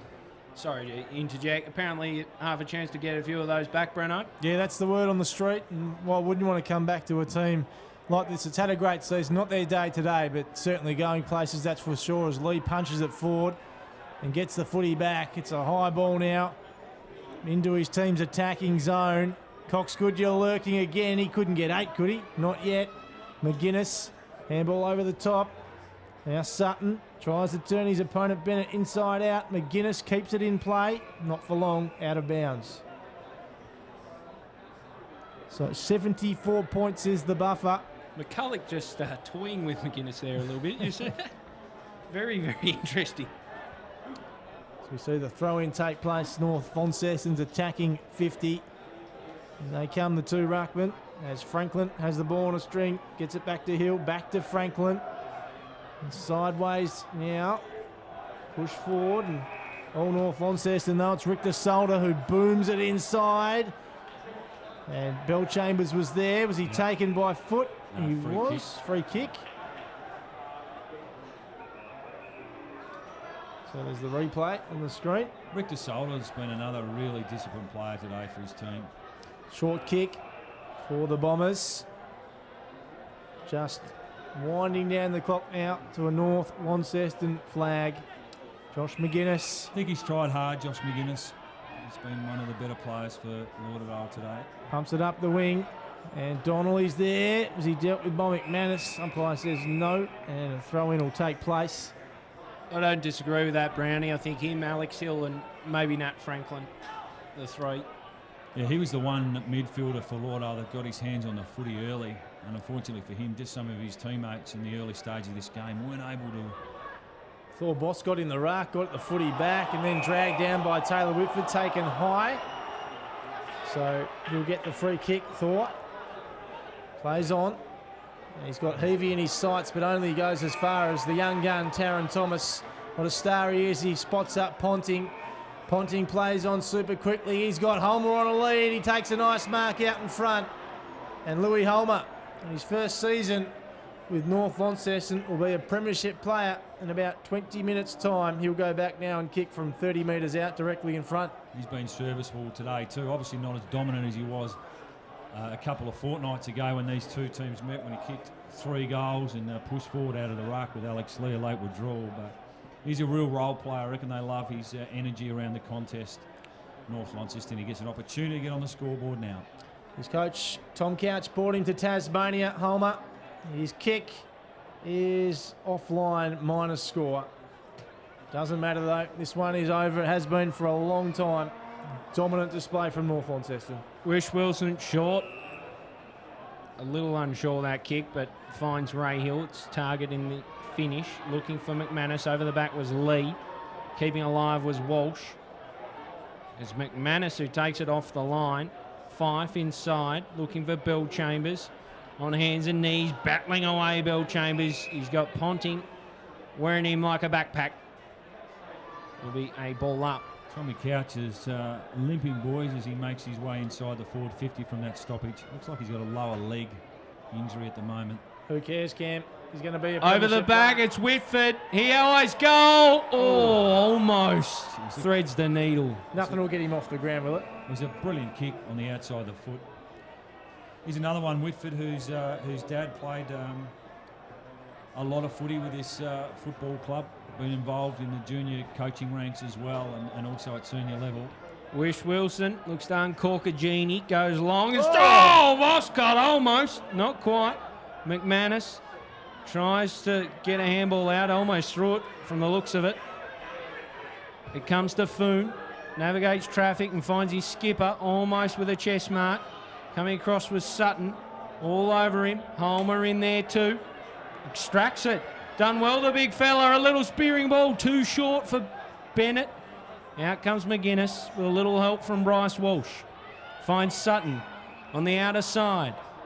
Looks forward. Williams takes it on the bounce. Event comes through. So does Donnelly. Wins the ball. Finds Foon with a handball backwards. Out for McCulloch. Almost takes the grab. Hayden Smith there with him. Out for Franklin inside. Finds Walsh. Walsh, that's not his best kick. Lee picks it up, but he's swung in a tackle by Roberts. Roberts goes in very aggressively chasing that ball. Looks like there's a blood rule. Yeah, coming off. Sting's gone out of this one, boys, and just a couple of goals kicked in this last quarter. So, what are we, 10 and change gone here in the final term of the 2017 TSL Grand Final. It's one that North Launceston are going to win. It's just a matter of margin. And up the ball goes. Lee down for Ponting. Ponting does well with heavy pressure. Off for Whitford, a tumbling ball inside 50. Pushed away from Couch in the direction of Cox Goodyear. He'll look to get it back out to his coach. Bennett comes in, receives it. Tries to get a handball out for Couch. Not quite. Walsh picks it up. A bouncing ball. Donnelly first to it. He's got Sutton there with him. Sutton does well. Gets it out. Comes to Roberts. Does well. Takes the grab. Bursts away. A little dash. Looks for Clevercamp. A bouncing ball. He gets it on his chest. Shoves aside one in Lockhart to Wiggins, who might have just snared a goal. He has. Well done, Ryan Wiggins. Well, he's kicked his third, and his second half in particular, he's given him a real target. Unfortunately, in the early stages of this game, he just couldn't get his hands on the footy, and unfortunately also he had a couple of opportunities where his teammates could have hit him up in the first half, in particular in the first quarter, just to get him involved in the contest, because we saw him play a dominant game against Clarence as a forward when he started down back. I think he kicked 6 or 7 in that one, Damo, all from quarter time. And look, credit where it's due to Lauderdale. They've stuck at it. They could have really fallen away badly in the second half and been picked off by, 100 points plus. Margin 70 now as we tick past 12 minutes final term. Here's Boscott out of the middle, and Lauderdale grab another one. Now Vaya punches down only as far as Foon, Jay Foon. Off to Walsh. It was brilliant in the first half. Really set up this North Launceston victory. Here they go again. I just beat Pearce, the handball. And now Pearce, though, on a run. He goes backwards and finds Walsh again. Loads up from 50. Could this be party time even more for North Launceston? Just off to the right. Got some powerful kicks of the footy, haven't they, North Launceston? They do, Cam, that's for sure. As Lauderdale bring it back into play. Around the grounds, Giants lead Richmond by a point at the MCG prelim final. So who meets Adelaide in the AFL Grand Final next Saturday. Sutton takes a good mark. Handballs over the top to a running Robbie McManus. He kicks it further forward. Just beat him though. And now North Launceston on the rebound. Event. What's he got on offer? That kick is okay in the end. Baker takes the mark. He opts to go and find his teammate in the middle. Wadley. No, it's Richter Salter. He gets it further forward, and this man's got it again. Brad Cox Goodyear lining up now for goal number 8, Cam. Yeah, he's kicked 7 and kicked a couple of behinds as well. So Unbelievable. if he had his absolute kicking boots on, he would have kicked 10, but he's kicked some ripping goals today. Brad Cox Goodyear. What a champion he is, the number 1 for North Launceston. Been part of 3 flags at this club now. This kick is offline and no one there. Pierce sees it It's over. just been such an even spread in the contribution of this footy club today from North Launceston. Just different players have bobbed up just when they've needed them. You talk about Taron Thomas in the second quarter, Pierce early on in the first quarter. Dangerous territory here for Lauderdale. And now here they are again. Wadley keeps it in, and now Bryce Walsh gets the footy. And, oh, big leap from behind from Donnelly. Ponting, handball out, Thomas.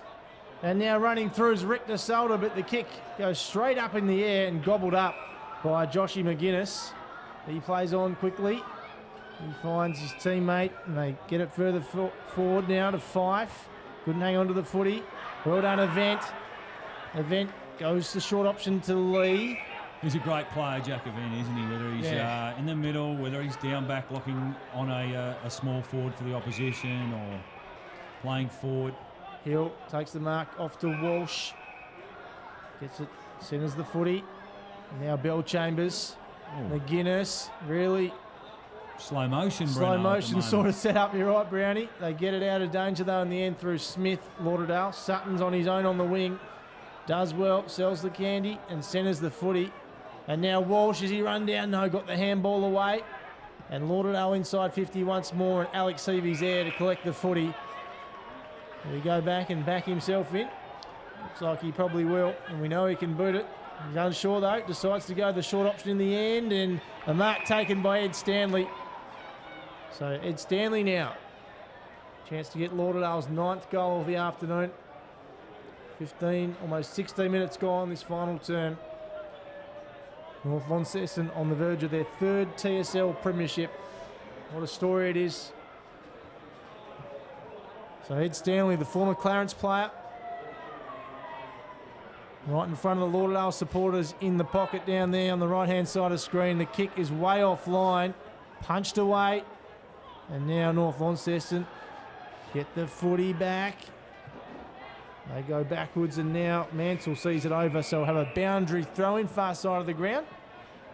And look, you don't know, we're speculating, but from a North Launceston perspective, you would think they're not going to lose too many players for 2018. No. Obviously, Thomas is one that would, in 12 months' time, hopefully, and you would think be drafted to an AFL footy club, but they'll have him for a fair few games next year.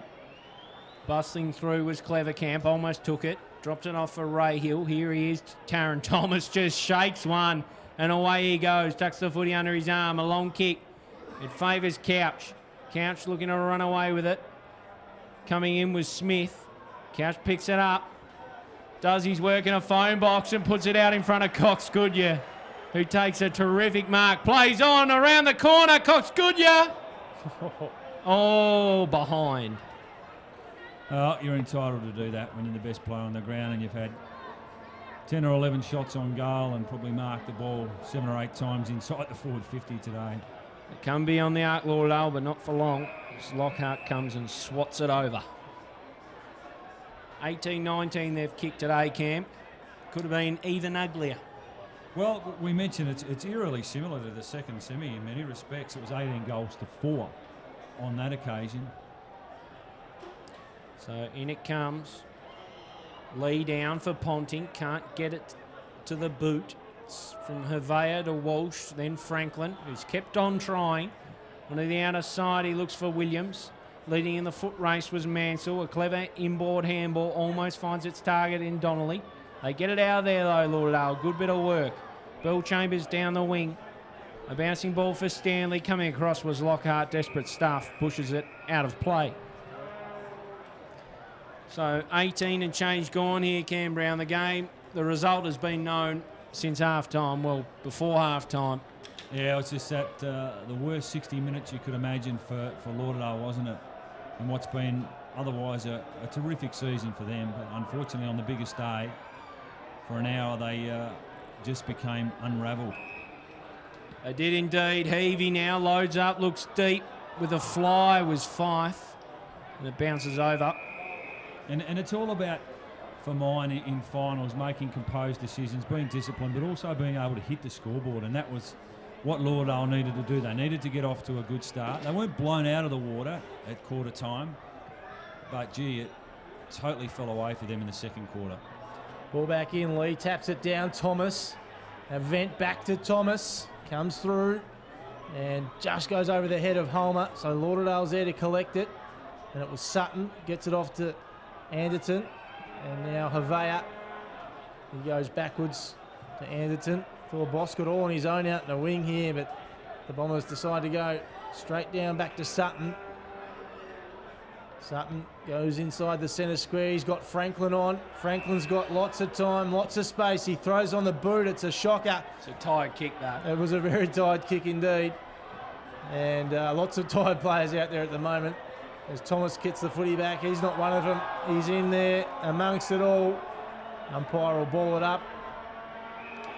It's been pretty good to Taron Thomas, particularly his ability to just find the footy from a stoppage and burst away, use some lateral movement to find some time and space with the footy. Had a purple patch in the second quarter. So back up again. Down was Lee. Falls for Clever Camp out the back. He finds Franklin. Spins around the body. Not quite. Not quite, because Zach Burt again is there to take a goal-saving mark. He's been terrific. A long raking ball. Out of defence. Finds Baker. Baker to Simpson. Over the Ponting. Looks inboard and finds Event, who's got some dash. Long he goes, Event. He's looking for Brad Cox-Goodyear, and we all know why. It comes to Homer. Out the back is Bennett. He's going to get himself on the scoreboard. Runs on in. Vacant goal square. Goal for Tommy Bennett. Reward for what has been a magnificent afternoon for the lead-up forward. Oh, great call, Damo. It's been well-deserved, hasn't it? Because I reckon if you had the GPS on Tommy Bennett, he would have covered a lot of ground today. Just being able to present. He's always in front. He works hard for his teammates when they need that connector kick. And great reward for him. He found some time and space with just him in front of the ball and inside forward 50. Kicked the goal. We mentioned early on in the season when these two teams met, he kicked 6 goals and was brilliant. But it's his versatility, isn't it? He's able to just play up on a wing at times, roll down forward if need be. And well done to him. Up it goes. Lee down for Franklin. Gets a kick out, but straight to Donnelly. He's got better and better every time I've seen him play, Donnelly. We mentioned a few times that he was in and out of the team, but he's become pretty composed with ball in hand. He's normally traditionally a lockdown defender, but he's spreading more, giving more for his team offensively than perhaps he was early on the season. Comes to Homer. Looks inside. Opts to go back to Ponting. Just meets it. Pretty good play, this fella too, Damo. Hasn't he improved the back half of the season with a lot of players out, namely Lockhart and Whitford? Ponting stood up and has become one of the premier players in this competition. No question about it. Big juke there from Smith. He's toiled hard. But Alex Lee, the best ruckman in the comp, he's shown that again today. Just the way he hits it down, his tap work, his tap craft is sensational. Alex Hill, probably Lauderdale's best. Good mark there. Out on the lead comes Wiggins. Got into the game, but just too late for Lauderdale. Loads up a long bomb. Crosses the line. Fantastic, Ryan Wiggins. Hasn't stopped trying. That's his 4th. He's had a dip, but unfortunately, when he's come into the game, Lauderdale were already out of it. Yeah, he's had the better of Zach Burt, it's got to be said, in this last quarter. Spent some time, didn't he, down back just to because they were just in all sorts in that second quarter, Lauderdale. But in fairness to him, he stuck at it in this second half and It was a great finish, a powerful finish there on the lead, and their second half hasn't been too bad. In terms of a scoreboard point of view, 6 goals to 6, so it's been pretty even since the first half. Another centre clearance for North Launceston, but Lauderdale take it away. Anderton measures a pass looking for Havea, deals with his opponent. Havea, tired legs, farms out the handball, asks a bit of Franklin. Walsh comes in, Boscott ducking and diving, can't get the ball moving. Thomas with hands to Walsh, been sensational, lethal by foot. Kick. And once again, a juggling mark from Cox He's Goodyear. got Couch all alone in the goal square, boys. Couch on his Pat Malone, but he loads up from the paint. Cox Goodyear, goal number 8. He's been unbelievable. Can he win 2 medals in the one game? Because he's just been absolutely dominant, Damo. 8 goals. And there we saw, we've said it a few times, but the kicking ability of Mark Walsh today has been exquisite. One of the better games I've seen him play, and I've seen him play a lot and play very well for this footy club. But Cox Goodyear, powerful, another mark inside 50. Could have gone to Couch, but such is the strength of his left foot kick. He can clear it from 55, 60 on the run. 8 goals. An extraordinary effort for him. I reckon they've had 4 or 5 different players on him throughout this game. He's Lauderdale. not too far off outscoring Lauderdale, as is his dominance. Hand out, comes to Walsh again. Shaw by foot, looking for Couch, tapping down. Out the back was Josh McGuinness. He'll run this one over, you'd think. Takes the sanctuary of the goal line. Minor score. Well, we said, didn't we, early on in the third quarter that he could quite conceivably end up with an 8-goal game, and it might even be more than that, because still a little bit of time here for Cox Goodyear. Been a great player, hasn't he, for a number of years now. Spent some time away from the footy club. By his own admission, he said this has been his best season, but this may be He's free again here. the best performance to cap off his best season as they turn it around the corner. Bennett there, Cox Goodyear free. Why? He snaps. Oh, almost. That would have been quite the exclamation point, but he hits the woodwork. I reckon he's had nearly 13 shots at goal today, at least. Lauderdale with 16, so he's not far off. The kick out of defence is sloppy and lets him mark Walsh. He's just about runner up in the middle, this fella. Yeah, here we go. He's laser-like with his kicking. Wow. Goes inside 50, looking for Couch, almost for the coach, but he runs out of tarmac. We mentioned, Damo, a lot of these boys have played against each other and as teammates at under 18 level that know each other well. I reckon probably 10 or 11 of these boys are either been through the Mariners program or currently in the program. So great that they've been able to go through that development pathway and stay in Tassie footy. A number of these boys, Mark Walsh is one of those. So ball up again. Walsh there fighting for it. Comes out for Pearce. He's had a good afternoon himself, almost deserved another, but it's a minor score. Yeah, he's probably kicked 2-3 or 2-4 today. Really good early. Siren not far away, you'd think, Canberra. Well, 80 points. We thought that might have been a pass mark for Lauderdale after half-time. But as we've said, they just had a horrible 60 minutes of footy at the worst time of the year for their season. Because, I mean, they lost the first 3 games, don't know. After that, won 13 of the last 15 in the roster season. And not too many blemishes, but this has been the biggest by far. And as you said, timing has been horrible. Comes out from Whitford, tries a spinning kick at goal. It works for Whitford. That is terrific for North Launceston's fearless leader. He kicks a ripper. Well, his dad like that, Chris Whitford, who was a great player for North Launceston. I'm pretty sure he wore the same number as Taylor. And 2 goals. He was great 2 weeks ago, wasn't he, with 4 goals, and has been really solid today. Great user of the footy, along with his partner in crime, Mark Walsh. They've just been electric by foot today. 21 goals. They're powerful. We mentioned coming into this game, Damo, their average score. And, their percentage. They've been the dominant team of the competition. They've stuck at it really well. This one's out to 85 points now. All eyes on the clock. All ears for the siren, because that is all that's separating North Launceston from another flag. They've been amazing. They've taken all before them. Walsh now for Franklin. To Heavey on the wing.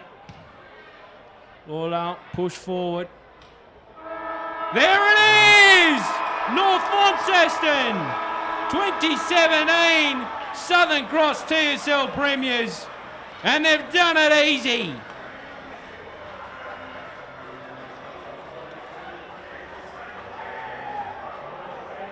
What a team, Cam Brown. What a team. Well, they've won every quarter. Clinical, well drilled, well organised, disciplined, structured team. And they've been the standout now for the last 4 years of this competition. They're the yardstick. A hiccup last year, but what a performance to them today. Really, I don't think they had a bad player. Every player at some point stood up for his team, and they're electric, particularly in the second half. Full credit to them.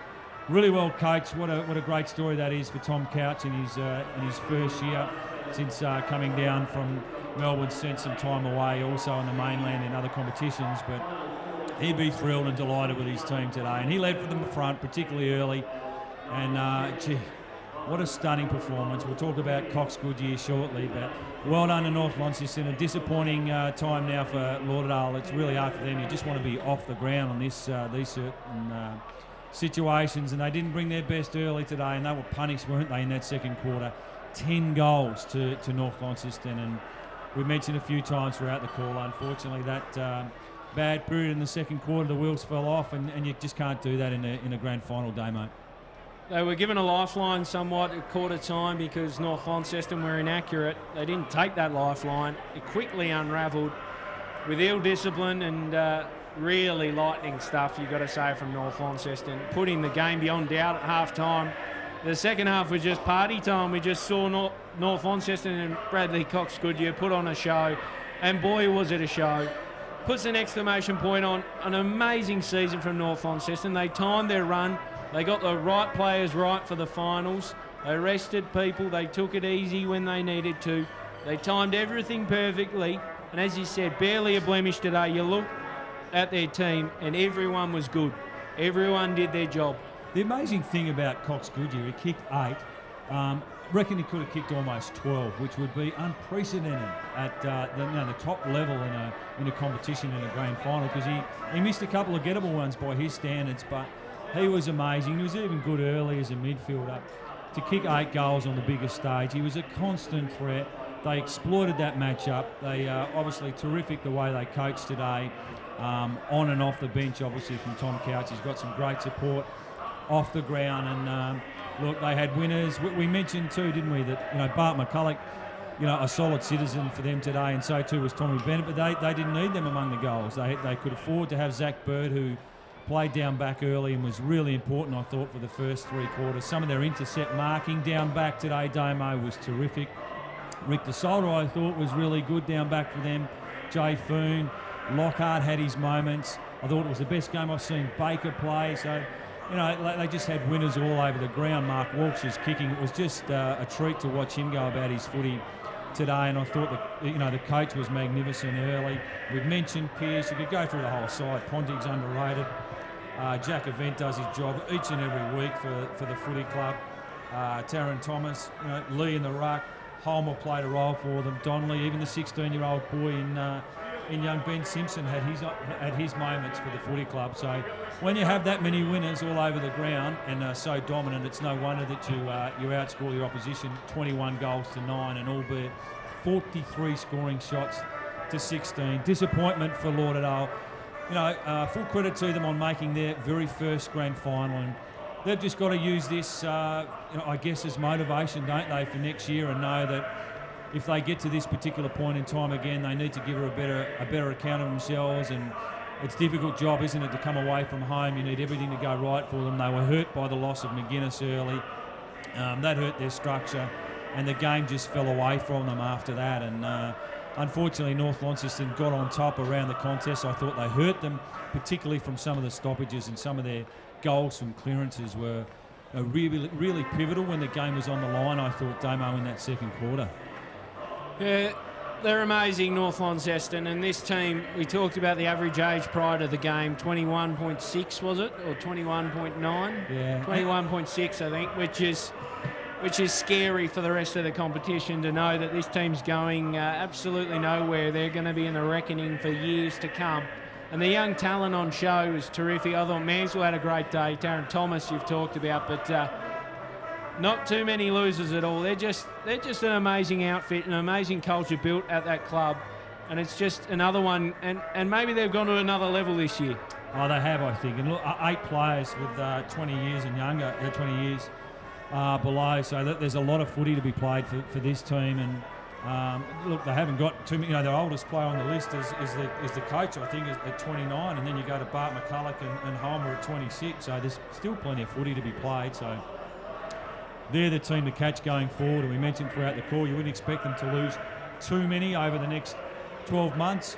Same for Lauderdale too. And if they get a few players back, and they gave themselves obviously the best opportunity this year by finishing in the top 3, and we felt like the demographic, the profile, the age of their list was, you know, cherry ripe to maybe make the top 3 and make a grand final, and they did that today. But unfortunately for Darren Winter, their supporters and their players, they come up well short today against you know, the premier team of the competition. That, you know, since obviously the last 4 years they've been dominant.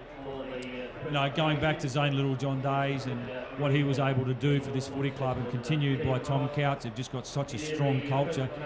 I was just so impressed with their organisation today, Damo, behind the footy. They're so composed when they had the ball in hand. They make the right decisions. They don't play footy with egos. They put that in the back pocket. They obviously, if they've got a teammate in a better position, they'll give it off. They're happy to flip it around. They don't rely on a player being in the one position for the whole game. They're happy to throw different players through the midfield, and it's their versatility through the midfield. Different players can roll forward and back, and you know, it was an outstanding achievement for them today. Full credit to them. And it's disappointing from Lauderdale. You wouldn't have thought coming to the game today, Damo, that we were going to see an 87-point drubbing just after, you know, 2 weeks ago the same two teams played. We didn't think it was going to be as one-sided this, albeit I thought probably North Lonnie would win this one, you know, maybe sort of 6 or 7 goals, but we're both surprised by the margin, I would think. Yeah, we all tipped North Launceston, didn't we? But we expected it to be a fairly close game, but it proved anything but. They were just magnificent. I think, you know, Cox good year, no doubt he'll win the medal. I thought Walsh was, you know, probably nearly North Launceston's second best player. I thought Burt was really important for them. They had winners all over the ground today. Bennett, a tireless worker for them.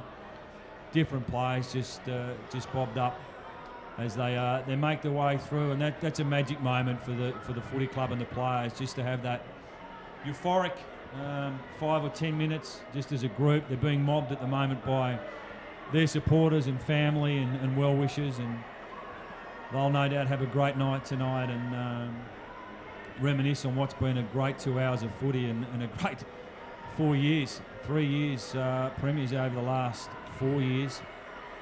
And they're the benchmark, aren't they? But Lauderdale, they'll be hurting. They've got to bounce back, and they'll know what they need to do in 12 months' time to go about it.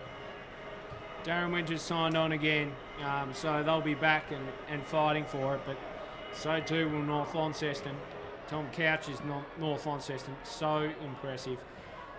We'll stay around, hang around for the presentations. Brownie and myself will bow out now and just leave the presentations for what will be a magnificent moment for the 2017 Premiers, North Launceston. Soak it up, North Launceston fans. 21, 22, 148. Far too good for Lauderdale. 9-7-61. Thanks for joining us for the coverage. Stick around and soak up all the post-game celebrations and presentations. Bye for now.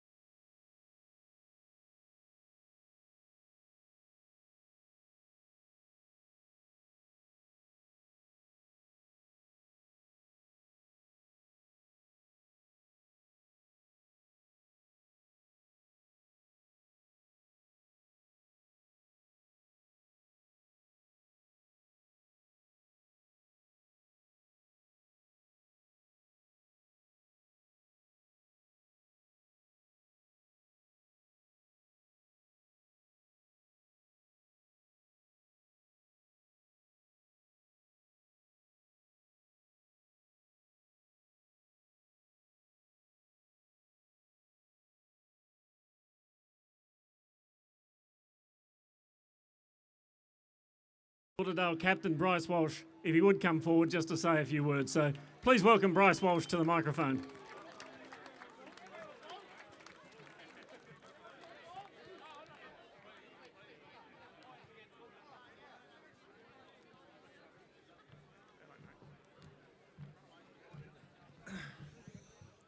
Yeah, firstly, I'd like to congratulate North Lonnie, being the premier team this year.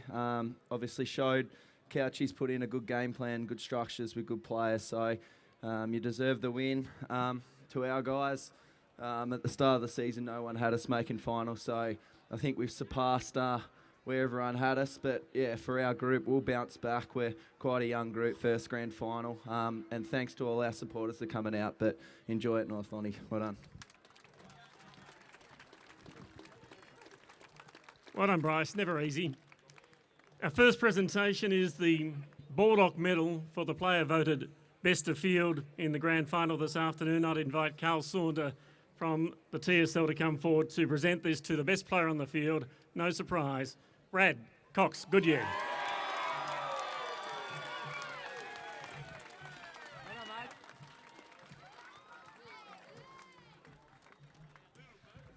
First of all, congratulations, Lauderdale. First grand final.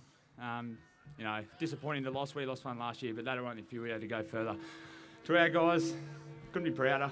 Best group of boys, and yeah, can't say much more. And everyone coming out and supporting the TSL is great. It's a great competition, and as long as we can keep supporting it, keep building it, it'll be very strong in the future. Thank you.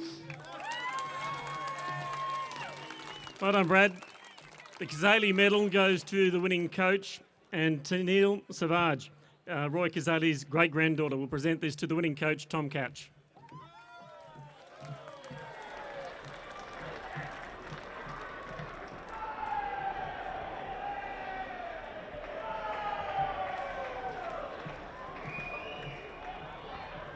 First of all, I'd like to thank Lauderdale. Throughout the year, we've had some great battles. I'm sure we've got more to come. I know it hurts right now, but have a good pre-season, and we look forward to playing against you next year. So well done on the year, boys, and your supporters for coming out. It was a great atmosphere today.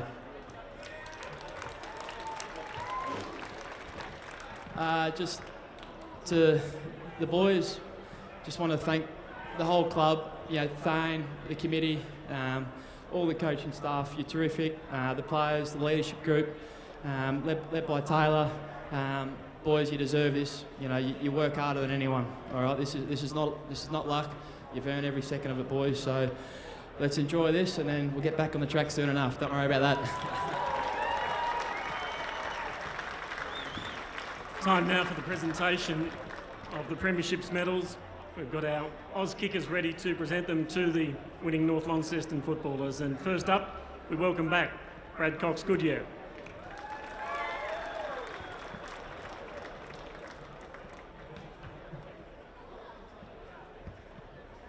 Mark Walsh.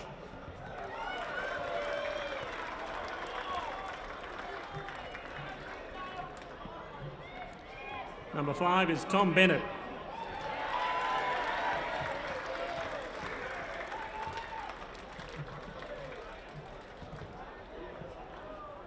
Number 7, Josh Ponting.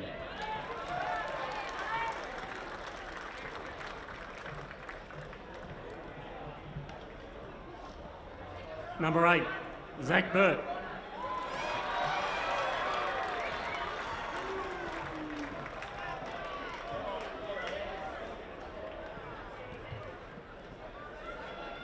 Number 9, Connor Young.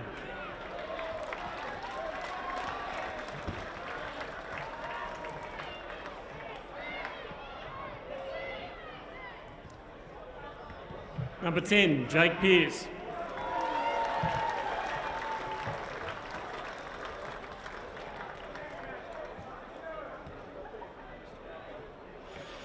(11) Jay Lockhart.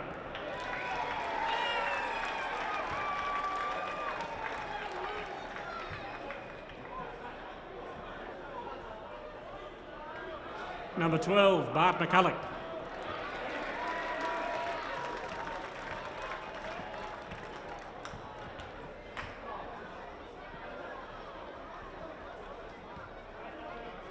Number 14, Tom Couch.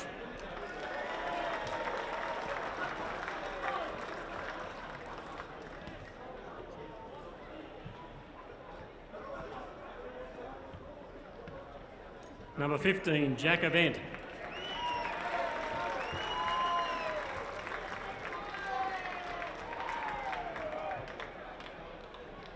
(17) Caelan Baker.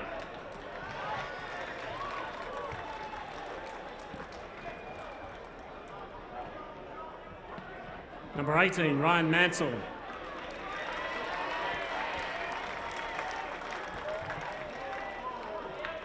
(20) Carlton Wadley.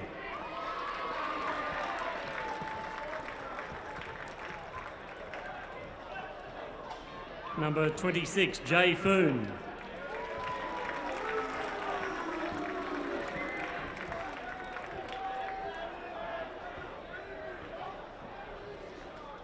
Number 27, Taron Thomas.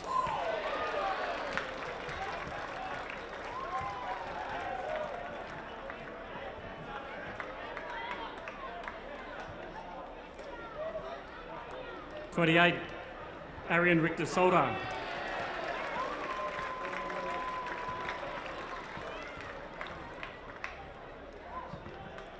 Number 30, Alexander Lee.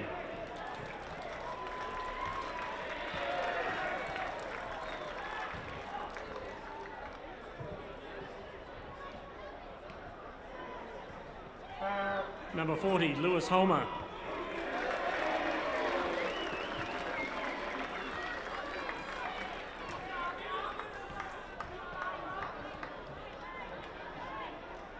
Number 45, Tom Donnelly.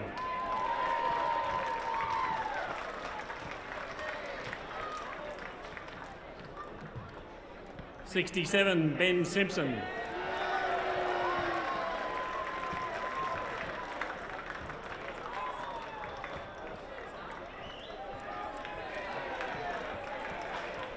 The captain, Taylor Whitford.